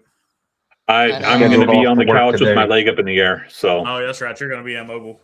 Yeah. I'll make sure you guys send me lots of pictures. So it's April what? 17th through 19th, I believe. Okay, that's what I thought. Yeah. Okay, I have it on my calendar because I don't have another event that weekend. Uh-oh. I know. So where are you guys staying and stuff while you're there? Because I assume you can't get a place to stay anymore, right? Airbnb. Oh yeah, there's. Yeah, we got an Airbnb. Okay. You need a room? Maybe you got room. I can sleep on a couch. I don't care. Well, I'll sleep on a couch. I don't give a shit. So, okay. Me and Chad have slept in race car trailers. We don't give a shit. A bunch. Just hit me up. We'll find you a place to lay down. That'd be awesome. Okay. We'll figure it out. I don't know where the closest airport to there would be. I guess Asheville, maybe. I don't know. But I'll figure Charlotte, that out. probably. I'm good at airports, so I spend a lot of time in them. Hey, so funny story, like 2 years ago, I don't know if y'all watch Sweet Suspensions videos or Brian Good. Oh yeah. Y'all watch. So not Tanner, all the time, but every once in a while, yeah. So Tanner, the guy that's on there, he goes to his house that does electrician work. Yeah. Tanner stopped to help us work on Chandler's Ranger one night 2 years ago. He ripped the wire out the back of the alternator, and I didn't know Tanner. He just stopped and helped us, kind of like what y'all was talking about on the side of the road. Yeah. Somebody stole his rental car while he was helping us. No way. We left, and then the next day he come up and he was like, no good deed goes unpunished. And I was like, what you talking about? He's like, they stole my fucking rental car. Holy shit, dude. No way. Yeah. Where was it? Just sitting in the parking lot of the motel or something? It was parked at the house or wherever, and he was just walking, and he seen us and came over, and why he was with us. His car got stolen. That is insane. Man. It's funny because I was just telling the story the other day. I was in Anaheim, California for a convention thing recently, and right down the street from our hotel and everything is there's a jillion hotels there, obviously Disneyland and all that stuff. But right down the street from our hotel was another group of hotels at a corner, and there was like a Joe's Crab Shack and a Hooters and something else restaurants. And literally, like, we walk over by this Hooters as we're going around the corner. I look at this place and go, oh my God. And I start laughing. And I remember being there on a business trip, literally like 25 years ago, and being in the restaurant, and a dude goes running out the front door of the restaurant yelling, call the police, they're stealing my rental car. And I'm watching this dude run out the door, and he's going chasing this car across the parking lot. I'm like, holy crap, that's some balls right there. I mean, it was insane. I'm like, you have got to be kidding me. So, that was funny. You talking about Hooters. It's like we went down to downtown Disney Sunday night after the show. And I remember going down there. It's like, we're sitting at a light, and I'm like Hooters is still open. And I'm like, there's a Hooters right here by Disneyland. I'm like, what the shit? Yeah. Oh yeah, absolutely. Yeah, it's California. We don't get all wound up about the bullshit that everybody else gets wound up about. We don't care. Are you happy? Does it make you happy? Dude, knock yourself out. We don't care. It doesn't matter. Like, we're all good. Yeah. So that's too funny. All right. Well, I know you've got a roll, don't you, Brandon? Yeah. Which, dude, by the way, you're awesome for doing what you're doing. I know. I appreciate it, man. I appreciate Crawford for inviting me. Yeah, dude. We appreciate keep you. After it. Yeah, dude. You're doing a great job on the channel. You're a good dude. You got cool family, and it's really fun to watch. The content you're putting out right now is, I mean, we had another guy on the show last year named Andrew Ritchie out of Vancouver, Canada area. Yeah. And how, like, him and you don't have 100,000 followers. I don't know on YouTube. It should be, I mean, what you guys are putting out content wise is just. What I'm trying to do. It's so funny because Crawford is like, you're at your 6,000. You've been giving away all this stuff that you bought with your own money to give away every 100 and all the things. And everybody loves that. And it's awesome, dude. It's awesome. It doesn't matter how many people follow you. If you're having a good time, if it's 100 or 6,000 or 6 million, if it's just cool that they're wanting to watch and be a part of it. And I'm trying to get to that what point. You're doing with us. I'm trying to get to like where Puddin's at. I know y'all know who Puddin is. Oh yeah. I'm trying to get there so I can wake up every morning and just go outside and work on my own crap. Yeah, that's what that's where I want to be. Puddin makes. He's talking about being out the shop at like 6:30 in the morning and like working until summer. It's crazy. And he's out there 12, 14-hour days. I'm like, how does he do that? Like, but it's like his weekends are basically for the family. But it's like he is grinding Monday through Friday. Oh yeah, and I mean, they all are. He's got 300,000 subs. I mean, he's probably making 30-40 grand a month off YouTube.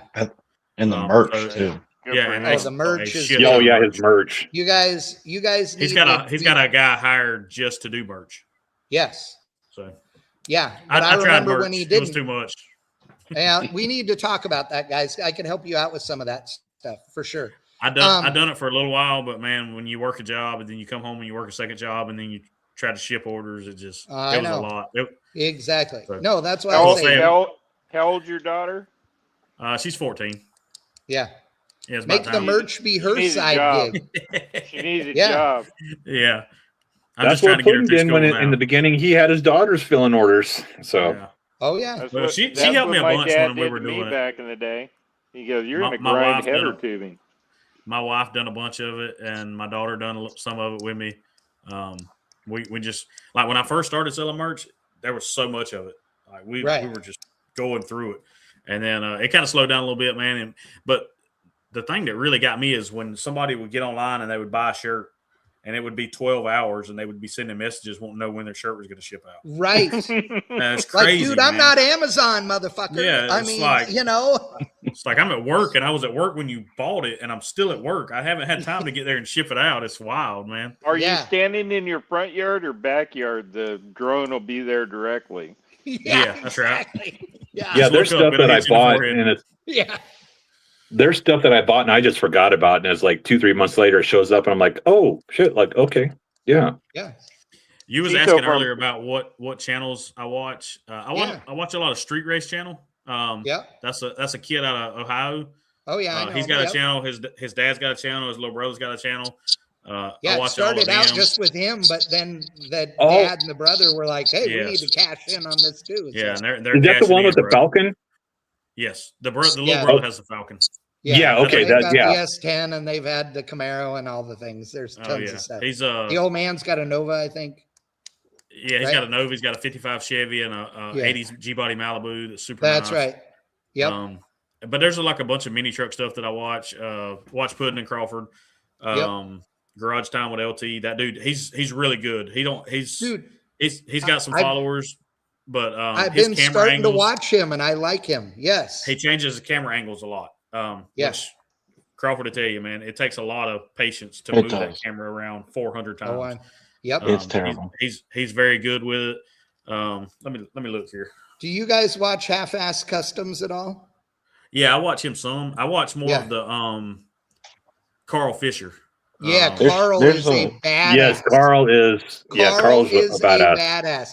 I will tell you, like, I know a lot of like really famous people, and you know, I'm not that like fanboy kind of like it's just not me, right? But when I met Carl for the first time, I was like, dude, I feel like a fanboy right now, and he was like, no, I feel like a fanboy because I was sharing his videos when he was first getting started, you know. That's he's like, oh my god, and we were laughing about it, and you know, it was funny as hell. But Brent I'll go through the list here. Customs is great, and all of them are awesome. There's channels that have spawned from us also. Like Kentucky, the mini truck state, is a channel that directly spawned because I forced him to do it. Yeah, Sean, and he puts out good content too. Yeah. So I'm sure y'all know who Brian Gendro is. Oh, of course, yeah. Did you know he started a channel? I never. Yeah, Gendro and Crosby are good friends, and so is he's Wickam, he's getting good with his stuff. There's a guy in Vegas, Garage Fab. Oh yeah, he's pretty entertaining. Oh yeah, Aaron. Aaron, we've had him on the show. Aaron's great. Yeah, he's a good dude. He's really funny, and he's really good at teaching you how to do something. Yes, and at screwing it up and then showing how he screwed it up and how he fixed it. I mean, Aaron's a good dude. He's a really good guy. And he's a Mighty Max guy, like an OG Mighty Max guy, which is my thing. Well, so I remember long before you two when he had his truck with the minivan door that slid back. That was the coolest shit ever. Oh, yeah. But I watch him, like Brian Good's channel. Switch Suspension has a channel. I just found Brian a new guy. Good's channel is... the way I'll laugh because Grinder TV forever, and now he's going to Good Life. But he's great. Like, I love that. And dude, I love him and Panda and all those guys. They have such great work, like relationship, and they're doing such a good job with their giveaway trucks and this and that. Like, it's been fun to watch. I love that. Dude, I don't know how Panda puts out the vehicles he puts out. Dude, it's Panda insane. is a badass too. I mean, the dude's got talent for sure. Yeah, sure. And he's funnier than hell. And then we got a buddy out in North Carolina, Basic Bag Works, Ryan. He puts out a lot of stuff. I think I've seen him before. Ben Turpak, that's a guy that we know he's down in Arizona. Good dude. He's I think life's been kind of getting in the way here lately with him. He's had to slow down with the YouTube stuff. But man, I've got a whole list of them here, people that I watch. Yeah. Like Full Custom Ian. There's a guy that I watch that I don't think anyone's familiar with. I watch sometimes, but there's a guy out of St. Paul, Minnesota. His name is Simon Fordman. That's basically his YouTube channel name. And he'll do like an hour and a half minimum videos up to 2.5 hours. And he doesn't talk the entire time. Oh, and what? Literally, yes, he does not talk. You do not see his face. Trucks? Yeah, what's he building? He's basically saving like 60s and 70s cars. Really? Okay. Yes. And he's like, you see him like in reflection of glass or something like that. You don't see his face either. Oh, but okay. He is like someone from the 70s, but like he's only like late 20s. Yeah. And he has like his cars, he has a 75 Ford Trina wagon. He has an F-250 4x4 with like a 74-ish. He's working on a 67 Cadillac. He rescued a 70 Chevelle that was literally burnt to the ground, and he got it running and driving. Oh, wow. And my wife actually watches this stuff, is like just amazed by what he does. Like, and he works out of a 1-car garage and in his driveway, works out in the cold snow and ice. And it's just like, is this the dude that swapped the motor in the snow in his driveway? Yeah. In a wagon? Yes. Yes. Okay. Yep. Yeah. There's another guy that I watch sometimes kind of like that, but he does like the outdoor. He'll dig and make a freaking house under a tree. Oh, yeah. Or, you've seen those, but it's a guy. He's in I don't know exactly where. I think he's in Canada, but he never talks like that. Yeah. His videos will be like 45 minutes long, and he never says a word. And he'll have 4 million views in 24 hours. It's wild. Yeah, that's the way Simon is. Simon has like 700 something followers on YouTube, and it just has like, you'll see like his old like Sony camera that he uses with like the big spongy microphone on top of it that for filming. And but the way he edits his videos, his camera angles, time lapse type stuff is just I think that's what he went to school for. He's like gotcha. I'd almost bet that's what he did, because he is like really good production type stuff that is like that good to keep you like basically into it. What's that? So not me. Yeah. Hey, can you think any channels I missed there? I think you've come a long way, Crawford. It's been at least like a few months since you went, no, there's another GoPro lens that got. Yeah. Dude, there was a while where it was like you killed a lens every week, it seemed like. Oh, the ones on there now is pretty bad. That's why I thought even this part is all busted. Oh, yeah. It's pretty, yeah. And do you guys? That's what I thought was funny about putting. What's that? Do you guys both just use GoPros, or do you use your phone also, or what? Yeah. Just a phone. Okay. I use a GoPro because I can't listen to audiobooks while I'm recording with my phone. It's the only reason. Yeah. So, okay, I have a feeling like that you and I have much more similar tastes in videos on YouTube and stuff, Crawford, than you would think, because every once in a while you say something that totally sounds like me. And I am absolutely the fall down the rabbit hole on YouTube, because I'm like, yep, okay, done with that. Ooh, what's this? Yeah, the top 5 rock bands from the 70s that did this. I'm like, I don't know, sure. I just straight away watch an hour-long video of some dudes walking around an abandoned building. Yeah. Just random. I'm glad I'm not the only one. Yep. No, we are all. That is what the algorithm does, my friends. Yeah. You know what? Yeah, you know what I hated about doing all the videos and stuff, like when I worked with Roland. Chat will know what I'm talking about. Yeah. Because I can't have the TV on in the background. Oh, right. I have to work in a quiet shop in the. The best way I can put it to anybody is the voices in my head start to take over when there's no background noise. Dude, there is a television on at all times in Crosby shop. Yep. Like where we are, like, looking at Crosby, right behind us is the television. Like there it is, hanging on the wall. Like it's always on.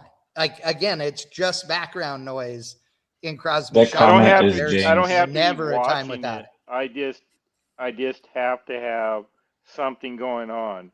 And when we were doing those biker build-offs and I was doing all that stuff on American Thunder and shit, we couldn't have anything on in the shop. And I was just like, yeah.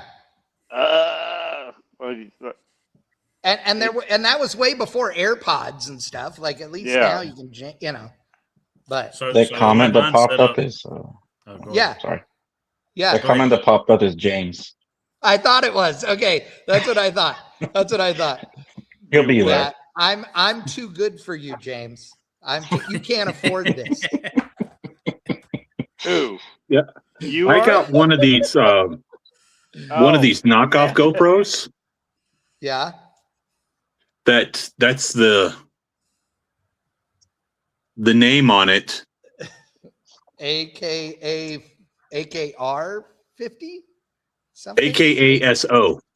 Oh, AKA Acaso. And I guess it's comparable to, I forgot what series GoPro it is, but it was almost like it was